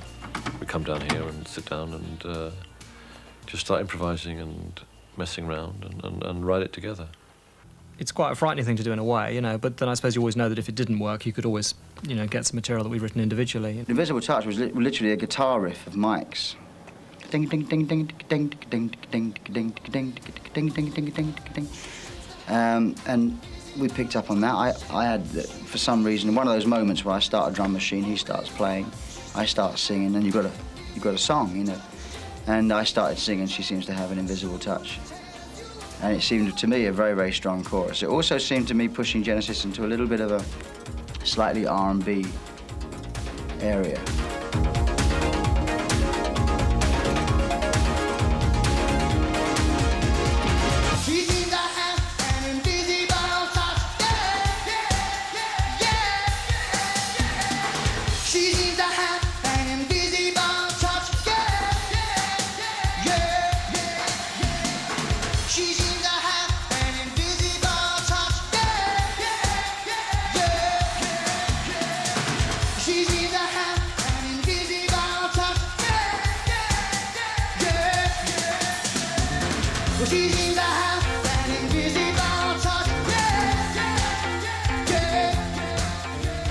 I think I probably brought more of a rhythmic thing into the recordings with Genesis, so that the whole sound of the band was probably harder than it was before.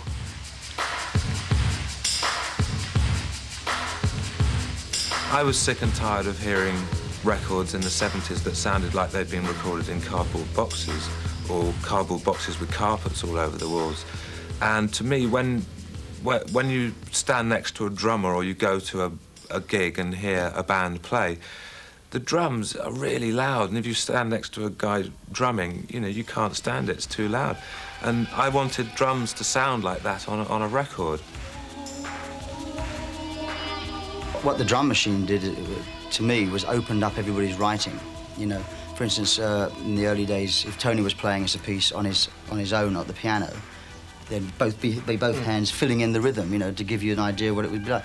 As soon as you got drum machines, you could play a chord and hang, you know, and it opened up the writing. So that's a big thing that happened, and it happened with the Duke album, and to some extent, Mama, you know, that whole thing, the atmosphere of the song is there, right there, from as soon as you hear the drum machine.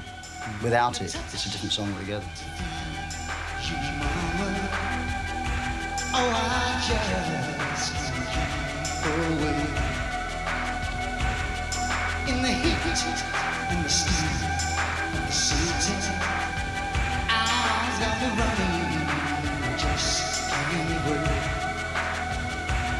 So say you'll help me, mama, 'cause it's getting so hard.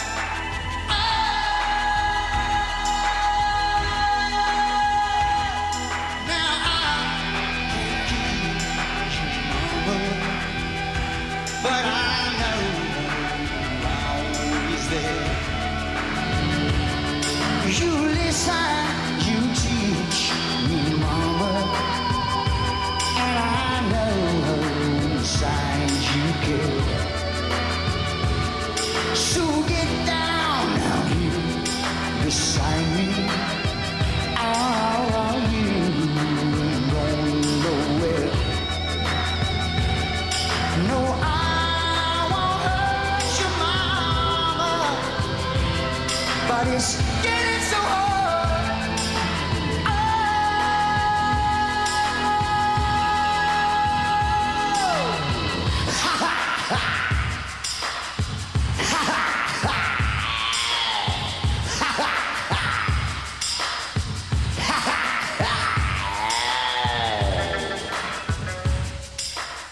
How are the rehearsals for the Nebworth concert going?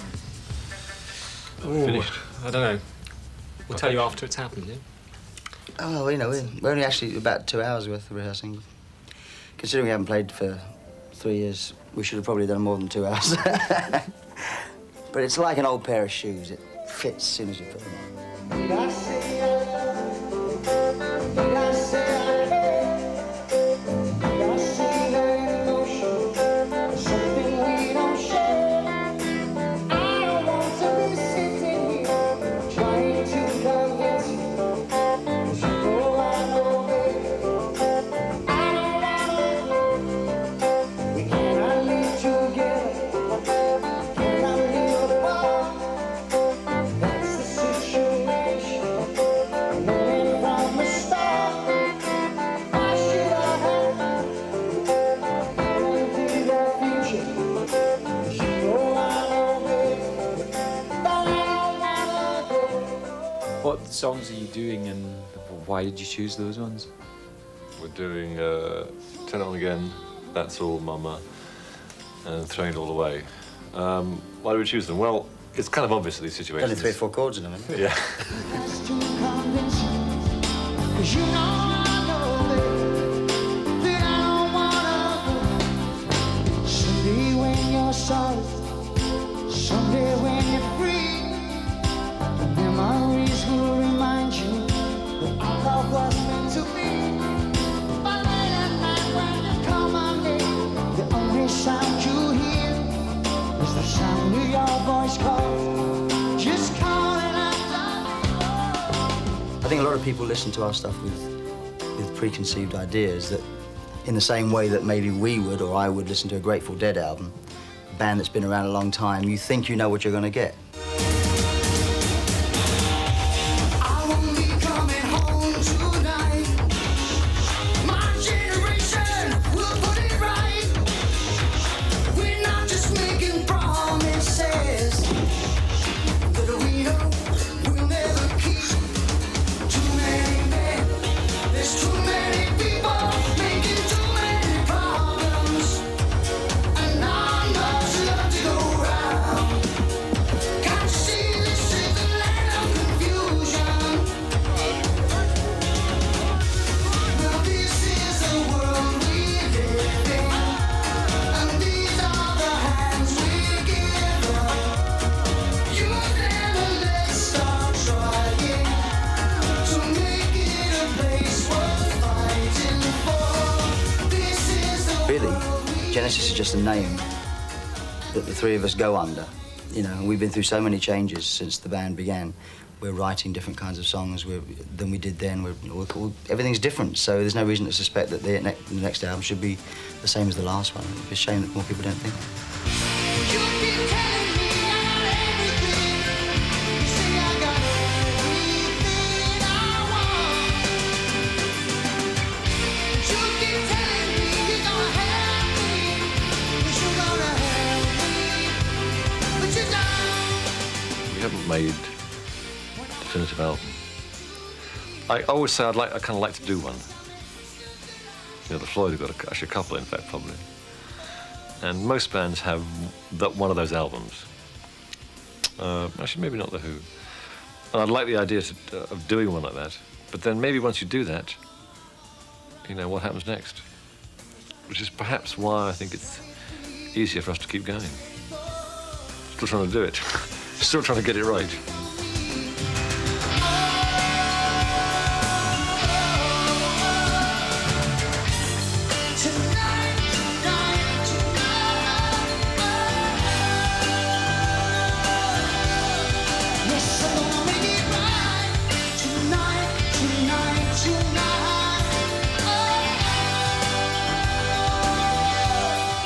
I'm not a tremendous fan of what we've done, you know, in all honesty. You know, I don't feel we've got it right yet. There are certain songs on certain albums. I mean, I see Tony and Mike listen to this going, what is he saying? But, you know, on Invisible Touch, there's like 3 or 4 things on there which I really am very proud of, you know. And the more you do it on your own, the more the band has to interest you to go back to it. And it's the fact that we do get it right sometimes. I mean, I think a song like Invisible Touch, for instance, I think is a really great pop song. And I don't mean to demean it by calling it a pop song, but I mean a very good 3 or 4 minute song. There are other things in our past which I'm not particularly proud of. I mean, I guess in some respects I feel I can say that because I'm connected with it. If there's a journalist here saying, why has all the Genesis stuff in the past been so crappy? I'd be there sort of defending it. The memories. So many. You know, I look back at the history and we're talking about it now, and we're going back over 20 years. And I think, God, I did all that. I can show you some of the people in my life. I can show you some of the people in my life. I often feel something of a spectator to it, I suppose, because I'm no performer. I'm really not a sort of, I'm sure people who've seen me, they know that I'm very static on stage and everything. You know, as I say, my contribution as a writer is not really as in any other role. I do the rest of it well enough, and I've always been dependent on other people to be the sort of, the actual communicators to the audience. So I'm sometimes there and I'm able to just look at it all, you know, and it's extraordinary. I mean, I'm amazed by it sometimes. You see all these people, they're all sort of shouting, and you know, and it's great. I mean, I love it. I just love people to get pleasure from the music, you know, because that's what you want. I mean, everyone wants to be appreciated. You like to play a song, and you know, and you want people to like it, and a lot of people have them. Could you do anything for me? Can I touch you for a while? Can I meet you on another day and we'll fly away? I can show you some of the people in my life. I think Genesis, I suppose, is about a combination of what's now the 3 of us working together. And it's a very pleasurable thing. You look forward to it. And if the day that stops being pleasurable, I think that's the day Genesis stops.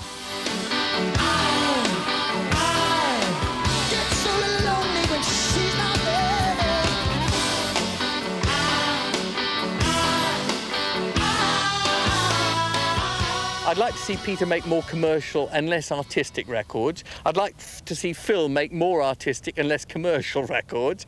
I'd like Mike to develop, because I think he's developing great in his own right. I'd like Tony to develop into his own solo right, because I think he deserves a lot of things like that. For that reason, I think they've probably got another good 20 years left in them. It seems I've stayed too long, only thinking about myself. Now I want to spend my life just caring about somebody else. But listen, you know I love you, but I just can't take this. You know I love you, but I'm playing for keeps. Oh, I need you. I think Peter did get poppier after 1990. I guess he was poppy enough in the 80s. When Charlie Watts was asked what it has been like, I wouldn't call Sledgehammer artsy. The Stones, he said, 20 years of hanging about and 5 years of playing, you know. It's not been like that with Genesis. We've worked very long and hard on it. the fact that we are still together and still like each other. But I think Peter and Phil both went into a poppy direction very gracefully and artfully. Thanks for all the good times, as opposed to like they weren't just parroting pop trends; they were establishing them. The two of them together like defined the sound of drums in 80s pop music. I mean, what more do you want from them?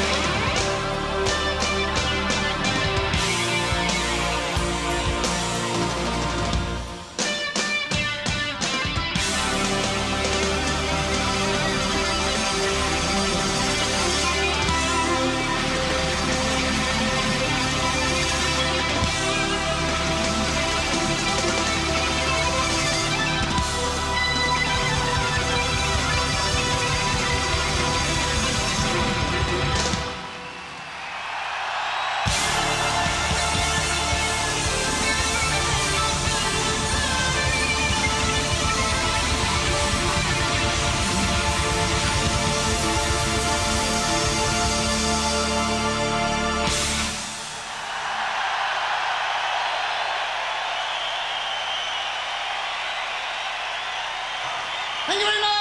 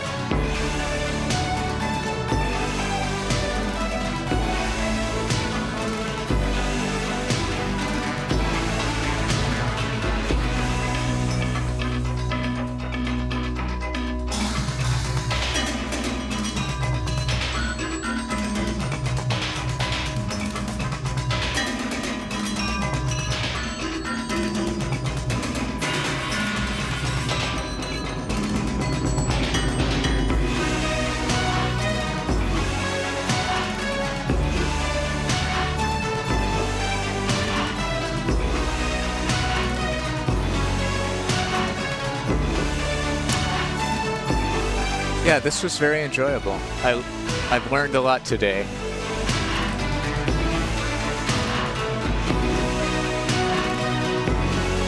I love that they credited Boy on piano.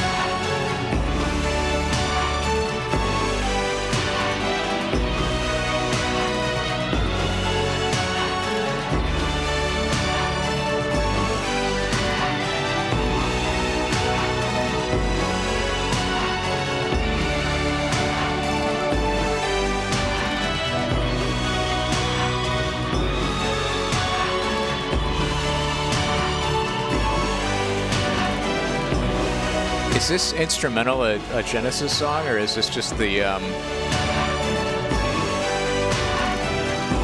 Best of British Rock theme song? I like it.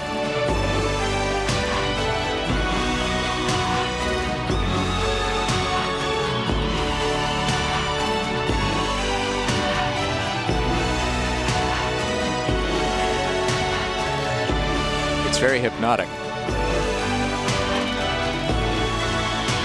Oh, okay. Awesome.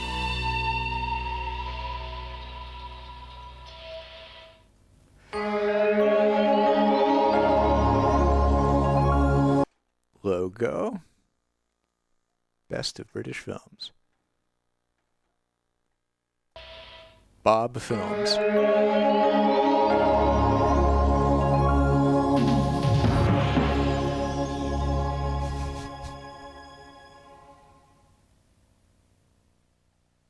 I love how there's always just like random drums at the end. They gotta jazz it up.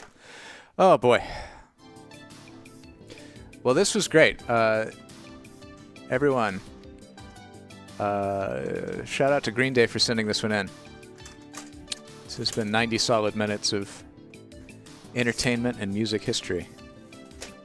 And yeah, I want to go listen to some of those solo albums now. The early Genesis stuff has never really grabbed me. It just feels kind of all over the place in terms of... It just has like a chaotic sound that I think is more refined later on.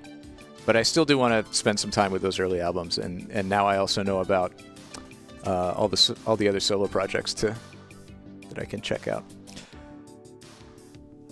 All right, what a fun stream this has been. We have learned so much. From the spirit of Crazy Horse to a very lovely and fun musical interlude. Thank you again to everybody for your generous contributions to that. Then we learned about the mail. We learned about tax liens and how you can like take someone's house if you pay their back taxes, and learned about Genesis. A very educational day. I hope you've all had fun. It's been great hanging out with y'all. And I hope you have a lovely weekend, and I'll see you next time on Golden VCR. Take it easy, folks.